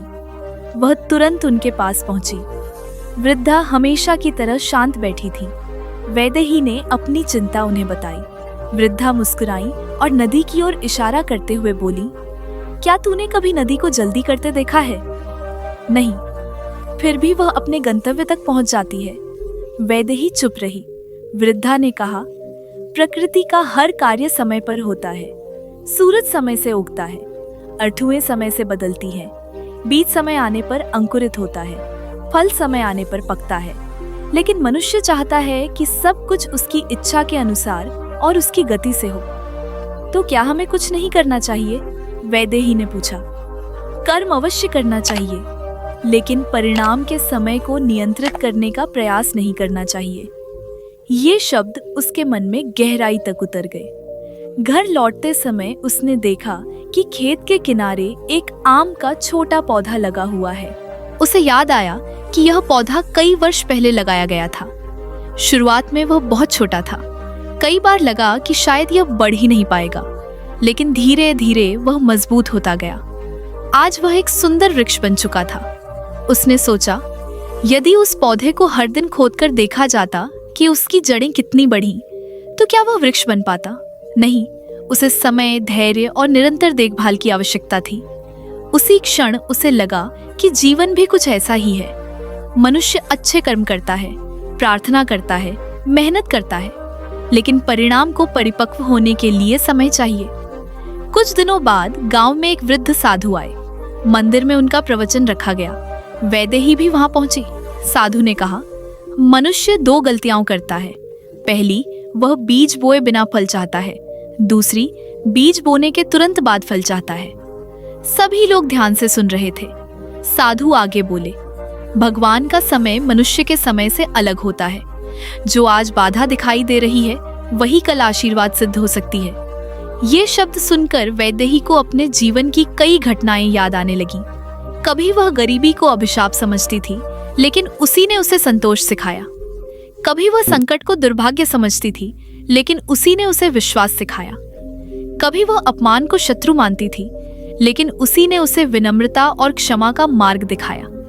उसे महसूस हुआ कि जीवन की कई घटनाओं का अर्थ तुरंत समझ नहीं आता। उनका महत्व समय के साथ स्पष्ट होता है। कुछ सप्ताह बाद एक अप्रत्याशित घटना घटी। जिस व्यापारी ने भुगतान रोका हुआ था, उसके व्यापार में अचानक बड़ी समस्या उत्पन्न हो गई। उसे अपनी प्रतिष्ठा बचाने के लिए सभी किसानों का भुगतान तुरंत करना पड़ा। एक दिन वह स्वयं गांव आया और सभी का बकाया धन चुका गया। जब नंदकिशोर घर लौटे तो उनके चेहरे पर प्रसन्नता थी। उन्होंने कहा, देखो, भगवान ने सब ठीक कर दिया। वैदेही मुस्कुराई, लेकिन इस बार उसकी खुशी केवल धन मिलने की नहीं थी। उसे उस अवधि में मिला अनुभव अधिक मूल्यवान लग रहा था। उसने महसूस किया कि यदि उस कठिन समय में वह धैर्य खो देती तो वह चिंता और क्रोध में डूब जाती, लेकिन धैर्य ने उसे भीतर से मजबूत बनाए रखा। उस रात वह आकाश के नीचे बैठी तारों को देख रही थी। उसने मन ही मन कहा, प्रभु, अब मैं समझ रही हूँ कि प्रतीक्षा भी एक साधना है। उसे लगा जैसे भीतर से उत्तर मिला।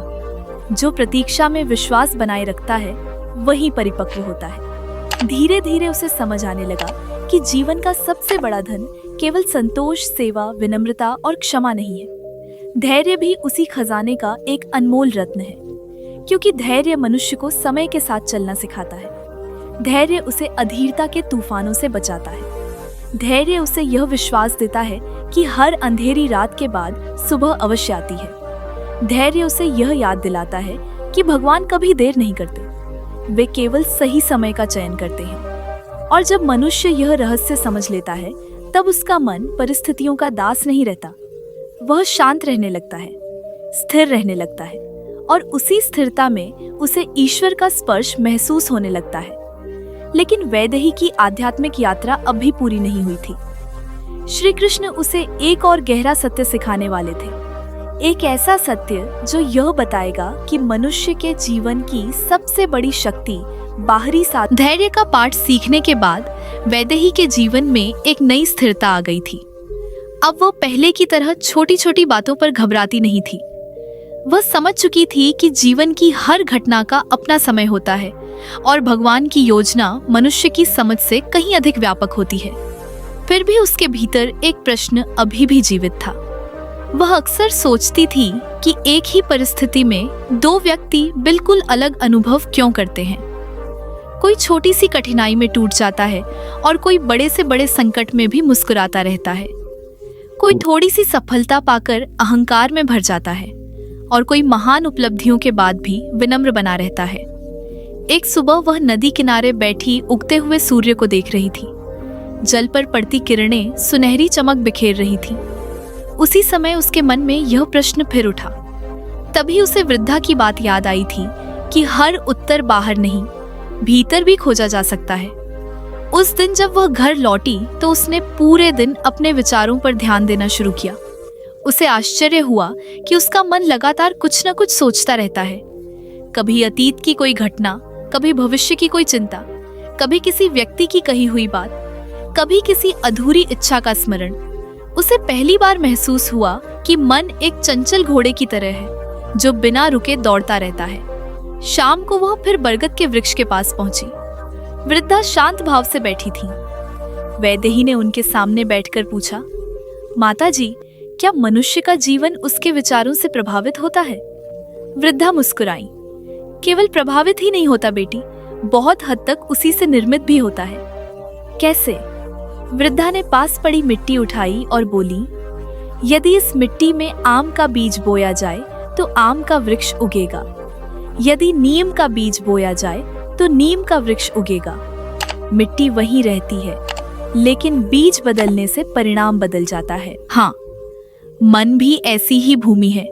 जो विचार उसमें बार बार बोए जाते हैं वही धीरे धीरे जीवन का रूप ले लेते हैं। वैदेही ध्यान से सुन रही थी। वृद्धा ने आगे कहा, यदि कोई व्यक्ति हर समय भय के बारे में सोचता रहे तो उसका जीवन भय से भर जाता है। यदि कोई हर समय क्रोध को पोषित करे तो उसका स्वभाव क्रोधी बन जाता है। यदि कोई प्रेम, विश्वास और आशा के विचारों को पोषित करे तो उसका व्यक्तित्व भी वैसा ही हो जाता है।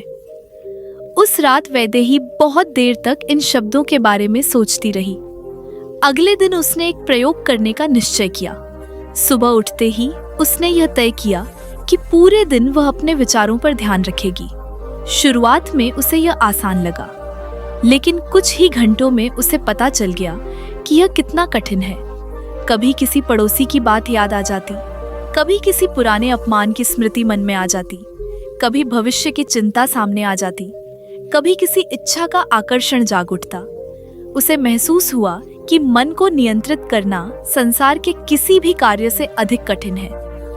उसी शाम मंदिर में एक साधु कथा सुना रहे थे। उन्होंने भगवत गीता का एक संदेश समझाते हुए कहा, मनुष्य जैसा सोचता है वैसा बनने लगता है। मन मित्र भी बन सकता है और शत्रु भी।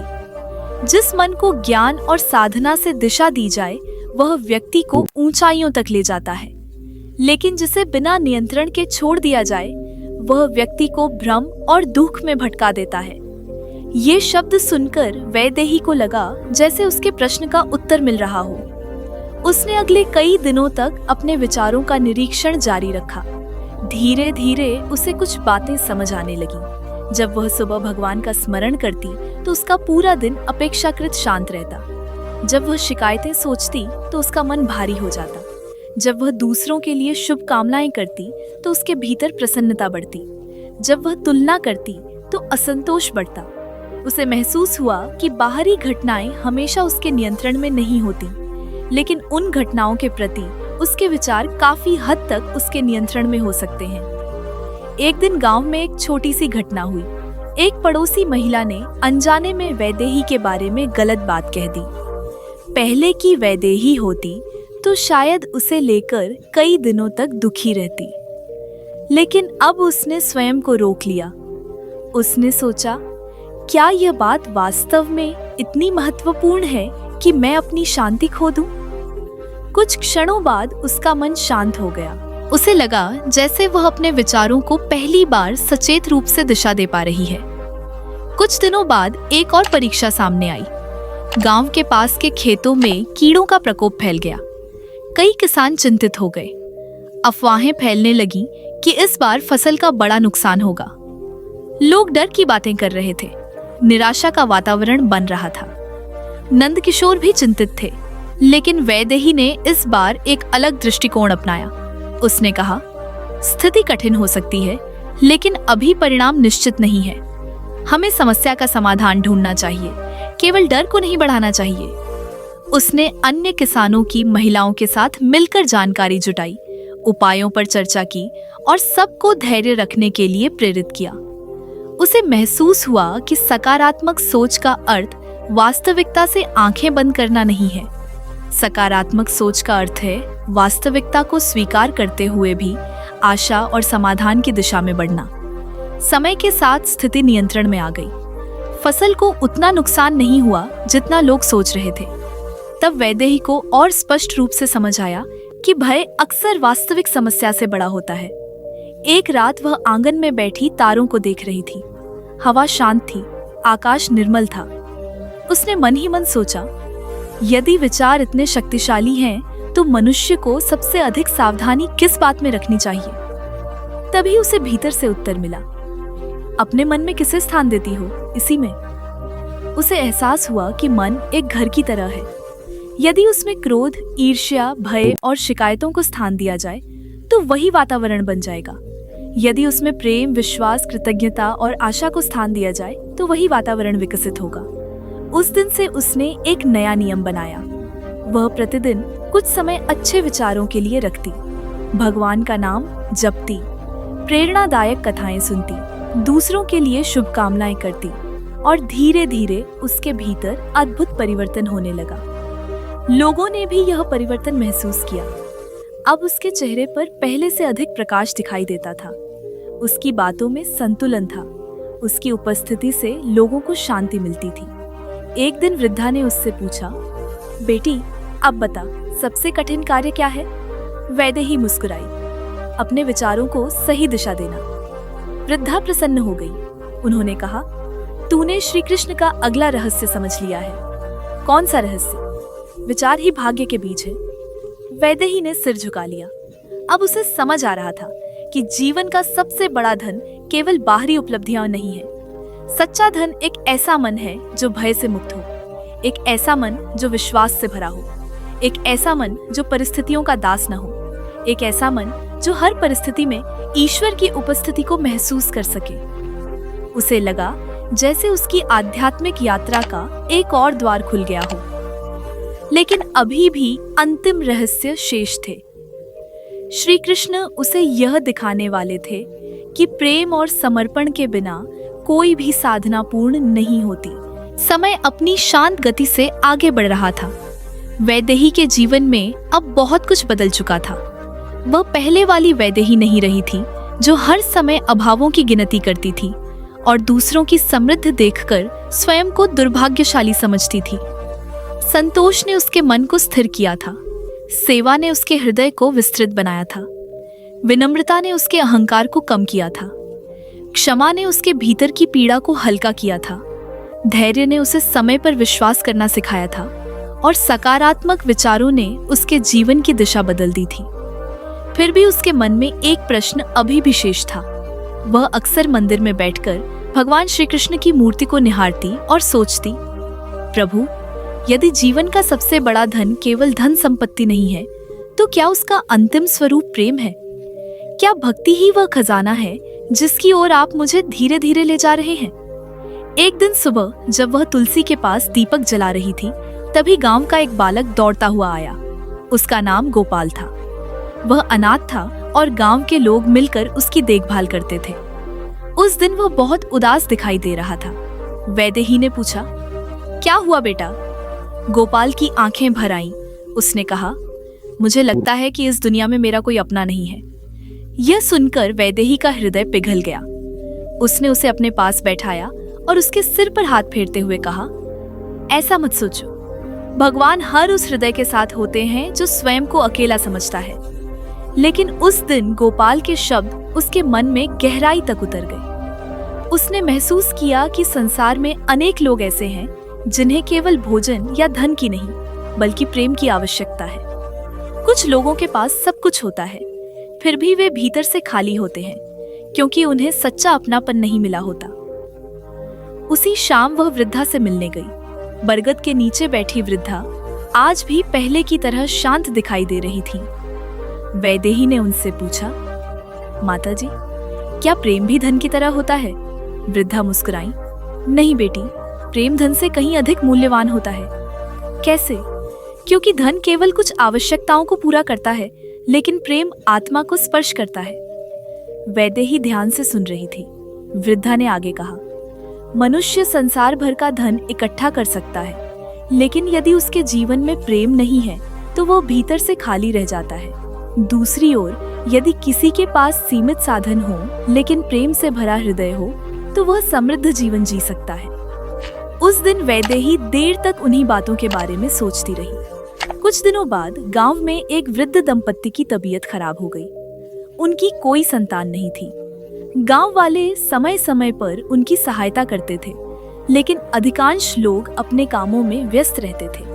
वैदेही ने निश्चय किया कि वह प्रतिदिन उनके घर जाएगी। वह उनके लिए भोजन बनाती, दवा पहुंचाती और कुछ समय उनके साथ बैठकर बातें करती। धीरे धीरे वह वृद्ध दंपत्ति उसे अपनी बेटी जैसा मानने लगे। एक दिन वृद्धा ने उसका हाथ पकड़कर कहा, बेटी, तू जब यहाँ आती है तो घर में जीवन लौट आता है। यह सुनकर वैदेही की आंखें नम हो गईं। उसे महसूस हुआ कि उसने उन्हें कुछ विशेष नहीं दिया था, लेकिन उसका समय, उसका स्नेह और उसका अपनापन उनके लिए अमूल्य था। उस रात वह बहुत देर तक जागती रही। वह सोचती रही कि प्रेम का मूल्य वास्तव में कितना बड़ा है। उसे याद आया कि जब वह स्वयं दुखी होती थी तब उसे सबसे अधिक राहत किसी के स्नेह भरे शब्दों से मिलती थी। जब वह भ्रमित होती थी तब किसी की समझदारी भरी सलाह उसे संभाल लेती थी। जब वह अकेली महसूस करती थी तब भगवान का स्मरण उसे शक्ति देता था। तब उसे समझ आने लगा कि प्रेम केवल भावना नहीं है, प्रेम एक शक्ति है, एक ऐसी शक्ति जो टूटे हुए मन को जोड़ सकती है, एक ऐसी शक्ति जो निराशा में आशा जगा सकती है, एक ऐसी शक्ति जो अंधकार में प्रकाश बन सकती है। कुछ समय बाद गांव में जन्माष्टमी का उत्सव आया। पूरा गांव सज गया। मंदिर में सुंदर झांकी बनाई गई। हर ओर भजन और कीर्तन की ध्वनि सुनाई दे रही थी। वैदेही भी मंदिर पहुंची। उस रात जब सभी लोग भजन गा रहे थे तब उसका मन असाधारण रूप से शांत था। वह श्री कृष्ण की बाल रूप मूर्ति को निहारती रही। अचानक उसके मन में एक विचार आया, क्यों करोड़ों लोग कृष्ण से प्रेम करते हैं? उत्तर भीतर से आया, क्योंकि कृष्ण केवल पूजा जाने वाले भगवान नहीं हैं, वे प्रेम का अनुभव हैं। उसकी आंखें बंद हो गईं। उसे लगा जैसे उसके भीतर वर्षों से जमा अनेक प्रश्न धीरे धीरे विलीन हो रहे हैं। वह समझने लगी थी कि भक्ति केवल मंत्रों का उच्चारण नहीं है, भक्ति केवल मंदिर जाने का नाम नहीं है, भक्ति केवल अनुष्ठानों का पालन नहीं है। सच्ची भक्ति वह है जिसमें मनुष्य अपना अहंकार भगवान के चरणों में रख देता है, जहां वह यह स्वीकार कर लेता है कि जीवन का वास्तविक स्वामी वही नहीं बल्कि ईश्वर है। कुछ दिनों बाद उसके जीवन में एक छोटी सी घटना घटी जिसने इस समझ को और गहरा कर दिया। एक शाम तेज आंधी आई। आंगन में रखा एक छोटा पौधा टूट गया। पहले की वैदेही होती तो शायद उसे लेकर दुखी होती, लेकिन अब उसने पौधे को उठाया और मुस्कुराकर कहा, जो कुछ भी है वह प्रभु का है। उसे आश्चर्य हुआ कि यह वाक्य उसके भीतर से कितनी सहजता से निकला। वह समझ रही थी कि समर्पण का अर्थ हार मान लेना नहीं है। समर्पण का अर्थ है अपना सर्वोत्तम प्रयास करना और फिर परिणाम को भगवान की इच्छा मानकर स्वीकार करना। यही भावना उसे पहले से अधिक शांत बना रही थी। एक दिन वृद्धा ने उससे पूछा, बेटी, यदि भगवान तुझसे तेरी सबसे प्रिय वस्तु मांग ले तो क्या तू उन्हें दे पाएगी? प्रश्न सुनकर वैदेही कुछ क्षण मौन रही। फिर उसने कहा, यदि मेरा विश्वास सच्चा हुआ तो हाँ। वृद्धा की आंखों में प्रसन्नता चमक उठी। उन्होंने कहा, यही समर्पण है और यही भक्ति का हृदय है। उस दिन वैदेही ने महसूस किया कि प्रेम और समर्पण एक दूसरे से अलग नहीं है।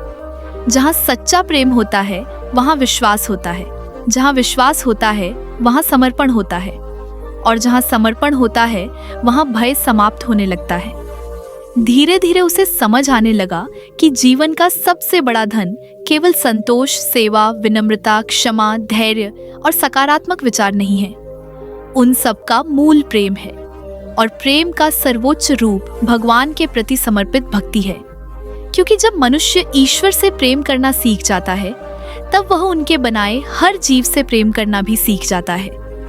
जब वह ईश्वर पर विश्वास करना सीख जाता है तब जीवन की अनिश्चितताओं से डरना छोड़ देता है, और जब वह स्वयं को ईश्वर के हाथों में सौंप देता है तब उसके भीतर ऐसी शांति जन्म लेती है जिसे संसार का कोई भी धन खरीद नहीं सकता।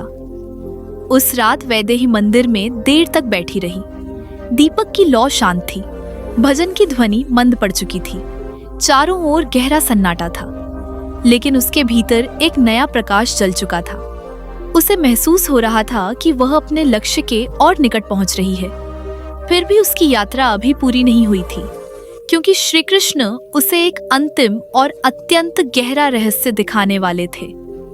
एक ऐसा रहस्य जो यह स्पष्ट कर देगा कि जीवन का सबसे बड़ा धन वास्तव में क्या है और मनुष्य को अपनी अंतिम शांति कहाँ प्राप्त होती है। जन्माष्टमी के उत्सव के बाद गांव का जीवन फिर अपनी सामान्य गति में लौट आया था। खेतों में काम चल रहा था, बच्चे खेल रहे थे, मंदिर में प्रतिदिन आरती हो रही थी और लोग अपने अपने जीवन में व्यस्त थे। लेकिन वैदेही के भीतर कुछ बदल चुका था। अब उसकी खोज केवल सुख की नहीं थी, वह जीवन के उस अंतिम सत्य को जानना चाहती थी जिसके बारे में संत, साधु और वृद्धा बार बार संकेत करते रहे थे। वह सोचती थी कि यदि संतोष महत्वपूर्ण है, यदि सेवा महान है, यदि विनम्रता, क्षमा, धैर्य और प्रेम अनमोल है, तो फिर इन सब का अंतिम स्रोत क्या है? वह कौन सी जगह है जहाँ पहुंचकर मनुष्य पूर्ण शांति का अनुभव करता है? एक सुबह वह बहुत जल्दी जाग गई। अभी सूर्योदय नहीं हुआ था। चारों ओर हल्का अंधकार था, हवा में ठंडक थी और वातावरण में गहरी निस्तब्धता फैली हुई थी। वह घर से बाहर निकली और धीरे धीरे नदी की ओर चल पड़ी। नदी के किनारे पहुंचकर वह एक चट्टान पर बैठ गई। उसने देखा कि पूर्व दिशा में हल्की लालिमा दिखाई देने लगी थी। धीरे धीरे सूर्य की पहली किरणें क्षितिज पर उभरी। उस क्षण पूरा आकाश सुनहरी आभा से भर गया। नदी का जल चमकने लगा, पक्षियों का कलरव शुरू हो गया। प्रकृति मानो एक नए दिन का स्वागत कर रही थी। वैदेही उस दृश्य को निहारती रही। अचानक उसके भीतर एक विचार उठा। यह सब किस शक्ति से संचालित हो रहा है? सूर्य प्रतिदिन उगता है, आठवें समय पर बदलती है, नदियां बहती हैं, बीज वृक्ष बनते हैं, फूल खिलते हैं, जीवन जन्म लेता है और फिर एक दिन समाप्त हो जाता है। इन सब के पीछे कौन है? उसके मन में गहरा मौन उतर आया। उस दिन पहली बार उसने उत्तर खोजने की कोशिश नहीं की, वह केवल अनुभव करना चाहती थी। कुछ देर बाद उसे ऐसा महसूस हुआ जैसे प्रकृति का हर कण किसी अदृश्य उपस्थिति से भरा हुआ है। वह भावना शब्दों में व्यक्त नहीं की जा सकती थी। वह न कोई आवाज थी, न कोई दृश्य, लेकिन फिर भी वह बहुत वास्तविक थी। घर लौटते समय उसके भीतर एक अलग ही शांति थी। उस दिन वह किसी से अधिक बात नहीं कर पाई। उसका मन बार बार उसी अनुभव की ओर लौट रहा था। शाम को वह बरगद के वृक्ष के पास पहुंची। वृद्धा हमेशा की तरह वहीं बैठी थी। वैदेही ने उनसे अपने अनुभव के बारे में बताया। वृद्धा ध्यान से सुनती रही। फिर उन्होंने पूछा, जब तूने उस क्षण को अनुभव किया तब क्या तेरे मन में कोई इच्छा थी? नहीं। कोई भय? नहीं। कोई शिकायत? नहीं। वृद्धा मुस्कुराई। तभी तो तू उस सत्य के निकट पहुंच पाई। वैदेही ने आश्चर्य से उनकी ओर देखा। वृद्धा ने कहा, ईश्वर को समझना कठिन नहीं है, कठिन यह है कि मनुष्य अपने मन के शोर को शांत करे। ये शब्द सुनकर वैदेही के भीतर कुछ जाग उठा। उसे महसूस हुआ कि वह वर्षों से बाहर खोज रही थी, जबकि उत्तर भीतर भी मौजूद था। अगले कुछ दिनों तक उसने अपने भीतर अधिक समय बिताना शुरू किया।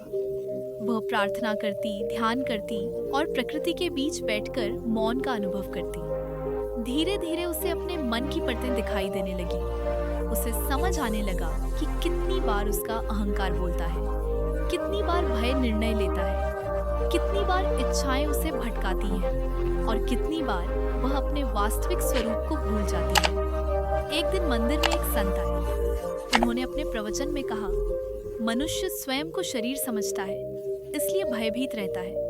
वह स्वयं को पद और प्रतिष्ठा समझता है, इसलिए अहंकारी हो जाता है। वह स्वयं को धन समझता है, इसलिए असुरक्षित महसूस करता है। लेकिन जिस दिन वह अपने आत्मस्वरूप को पहचान लेता है, उसी दिन उसका भय समाप्त होने लगता है। वैदेही ध्यान से सुन रही थी। संत ने आगे कहा, आत्मज्ञान का अर्थ संसार छोड़ देना नहीं है। आत्मज्ञान का अर्थ है यह समझना कि हम केवल परिस्थितियों का नाम नहीं है, हम केवल अपनी सफलताओं और असफलताओं का नाम नहीं है। हमारे भीतर एक ऐसी चेतना है जो हर अनुभव की साक्षी है। ये शब्द उसके हृदय में उतर गए। उस रात उसने देर तक आंखें बंद करके बैठना शुरू किया। विचार आते रहे, कभी अतीत, कभी भविष्य, कभी इच्छाएं, कभी चिंताएं। लेकिन इस बार वह उनसे लड़ नहीं रही थी, वह केवल उन्हें देख रही थी। धीरे धीरे उसे महसूस हुआ कि विचार आते हैं और चले जाते हैं, भावनाएं आती हैं और चली जाती हैं, परिस्थितियां बदलती रहती हैं, लेकिन भीतर कोई ऐसी उपस्थिति है जो हमेशा स्थिर रहती है। वह पहली बार अपने भीतर उस स्थिरता को महसूस कर रही थी। दिन बीतते गए। एक दिन गांव में एक दुखद समाचार आया।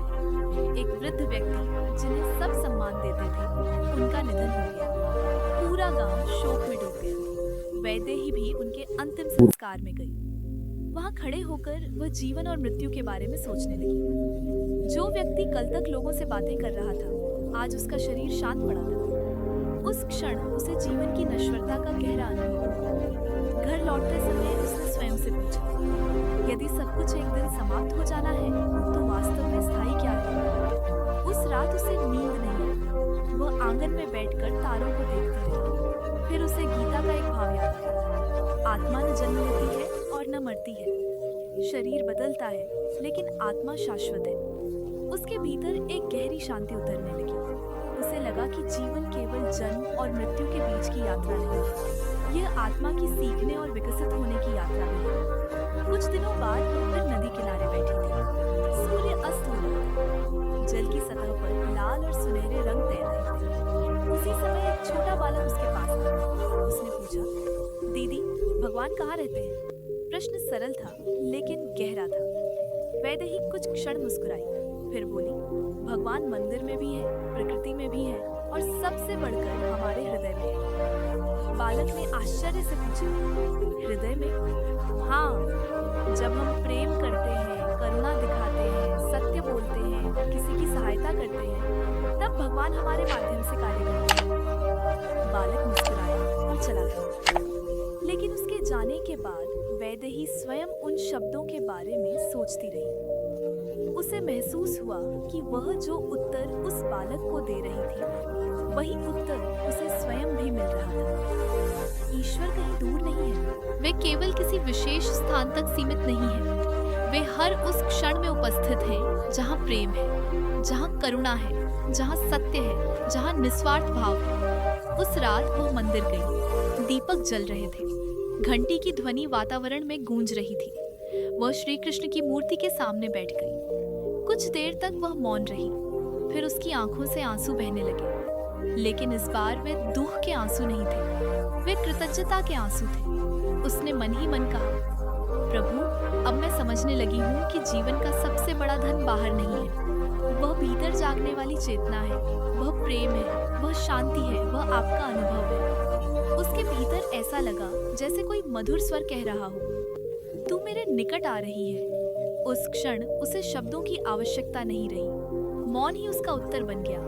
अब उसकी यात्रा अंतिम चरण में प्रवेश करने वाली थी। संतोष, सेवा, विनम्रता, क्षमा, धैर्य, सकारात्मक विचार, प्रेम और आत्मज्ञान, इन सब ने उसे तैयार कर दिया था। लेकिन अभी एक अंतिम रहस्य शेष था। एक ऐसा रहस्य जो उसकी पूरी यात्रा को पूर्ण करेगा। एक ऐसा सत्य जो बताएगा कि वास्तव में जीवन का सबसे बड़ा धन क्या है। और उसी के साथ वैदेही की खोज अपने चरम पर पहुंचने वाली थी। वैदेही की आध्यात्मिक यात्रा अब अपने अंतिम चरण में पहुंच चुकी थी।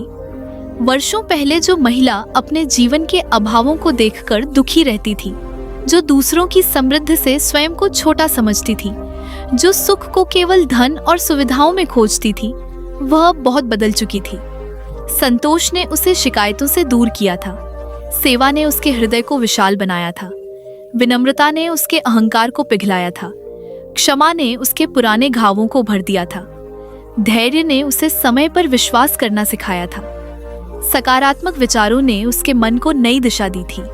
प्रेम और समर्पण ने उसे ईश्वर के निकट पहुंचाया था और आत्मज्ञान ने उसे अपने भीतर की शांति का परिचय कराया था। फिर भी उसके मन में एक प्रश्न अब भी शेष था। एक शाम वह उसी बरगद के वृक्ष के नीचे पहुंची जहां वर्षों पहले उसकी मुलाकात उस रहस्यमयी वृद्धा से हुई थी। सूर्य अस्त होने वाला था। आकाश में सुनहरी और लाल रंग की छटा फैली हुई थी। हवा में एक अद्भुत शांति थी।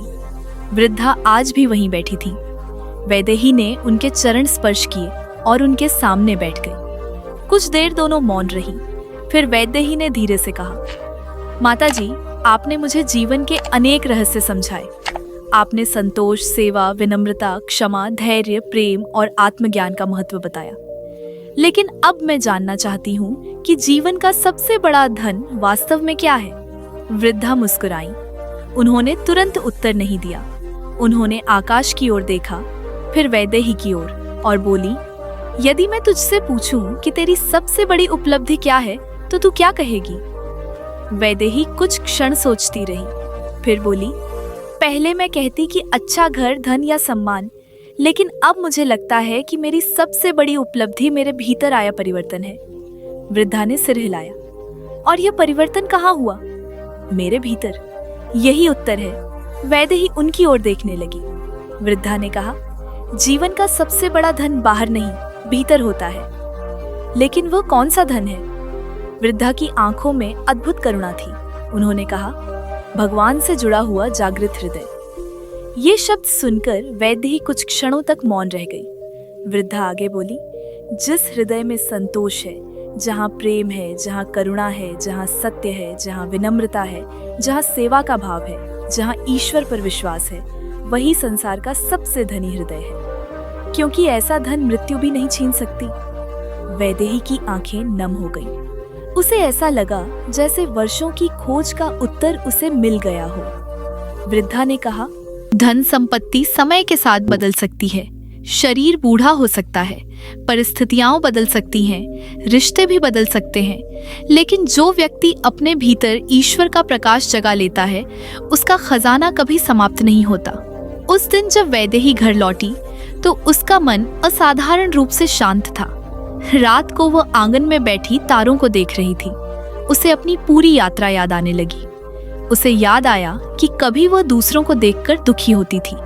उसे याद आया कि कैसे एक संत ने पहली बार उसे संतोष का अर्थ समझाया था।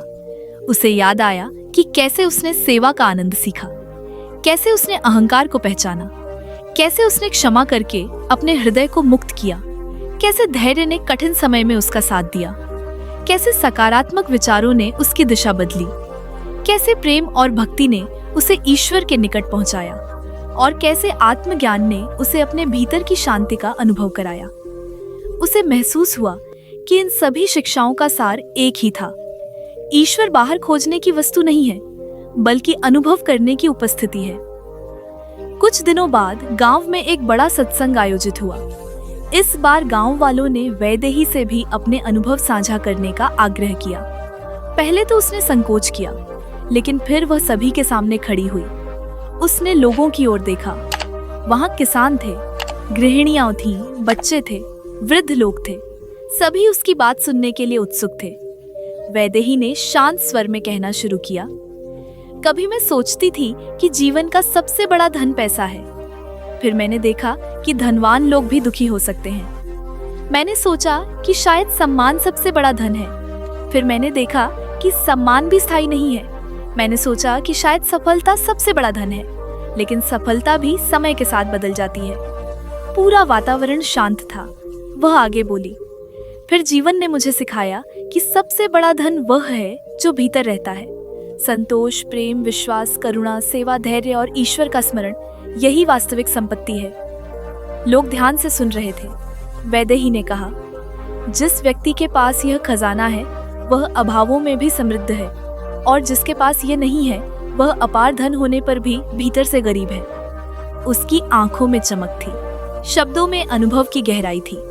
उस दिन अनेक लोगों के हृदय को उसकी बातों ने छू लिया। सत्संग समाप्त होने के बाद एक छोटी लड़की उसके पास आई। उसने मासूमियत से पूछा, दीदी, यदि जीवन का सबसे बड़ा धन भीतर है तो उसे कैसे पाया जाए? वैदेही मुस्कुराई। उसने लड़की के सिर पर हाथ फेरा और कहा, हर दिन भगवान का धन्यवाद करके, किसी की सहायता करके, सत्य बोलकर, अपने मन को साफ रखकर और प्रेम बांटकर। लड़की मुस्कुराने लगी। लेकिन वैदेही जानती थी कि यह उत्तर केवल उस बच्ची के लिए नहीं था, यह उत्तर पूरे जीवन के लिए था। समय आगे बढ़ता गया, वर्ष बीतते गए। वैदेही का जीवन अब पहले जैसा नहीं था। उसकी बाहरी परिस्थितियां बहुत अधिक नहीं बदली थीं। वह अब भी उसी गांव में रहती थी, उसी घर में रहती थी, उसी साधारण जीवन को जीती थी। लेकिन उसके भीतर का संसार पूरी तरह बदल चुका था। अब उसे छोटी छोटी बातों में आनंद मिलता था। सूर्योदय में, पक्षियों की आवाज में, किसी की मुस्कान में, सेवा के अवसर में, प्रार्थना के क्षणों में। उसे हर जगह भगवान की उपस्थिति महसूस होने लगी थी। एक दिन वह फिर उसी बरगद के वृक्ष के पास पहुंची, लेकिन इस बार वहां कोई नहीं था। वृद्धा कहीं दिखाई नहीं दी। उसने आसपास खोजा, लोगों से पूछा, लेकिन किसी को उनके बारे में कुछ पता नहीं था, मानो वे अचानक अदृश्य हो गई हों। वैदेही उस वृक्ष के नीचे बैठ गई। उसकी आंखों में आंसू आ गए। उसे लगा जैसे उसकी गुरु चली गई है। लेकिन तभी उसके भीतर एक विचार उठा, सच्चे गुरु कभी जाते नहीं, वे अपने उपदेशों के रूप में हमारे भीतर जीवित रहते हैं। उसने आंखें बंद कर ली और उसी क्षण उसे लगा जैसे वह परिचित करुणामयी आवाज फिर सुनाई दे रही हो। बेटी, जीवन का सबसे बड़ा धन कभी बाहर मत खोजना, वह हमेशा तेरे भीतर रहेगा। उसके होंठों पर मुस्कान आ गई। उसने हाथ जोड़कर आकाश की ओर देखा और मन ही मन कहा, हे श्री कृष्ण, अब मैं समझ गई हूँ, जीवन का सबसे बड़ा धन न सोना है, न चांदी, न महल, न प्रतिष्ठा। जीवन का सबसे बड़ा धन आपका प्रेम, आपकी कृपा और आपके प्रति अटूट विश्वास है। हवा का एक मधुर झोंका उसके चेहरे को स्पर्श कर गया। सूर्यास्त की किरणें धरती पर बिखर रही थीं। आकाश शांत था और उसके भीतर भी वही शांति उतर चुकी थी जिसकी खोज में वह वर्षों पहले निकली थी। उस दिन उसकी यात्रा समाप्त नहीं हुई थी, बल्कि वास्तव में उसी दिन उसका नया जीवन शुरू हुआ था।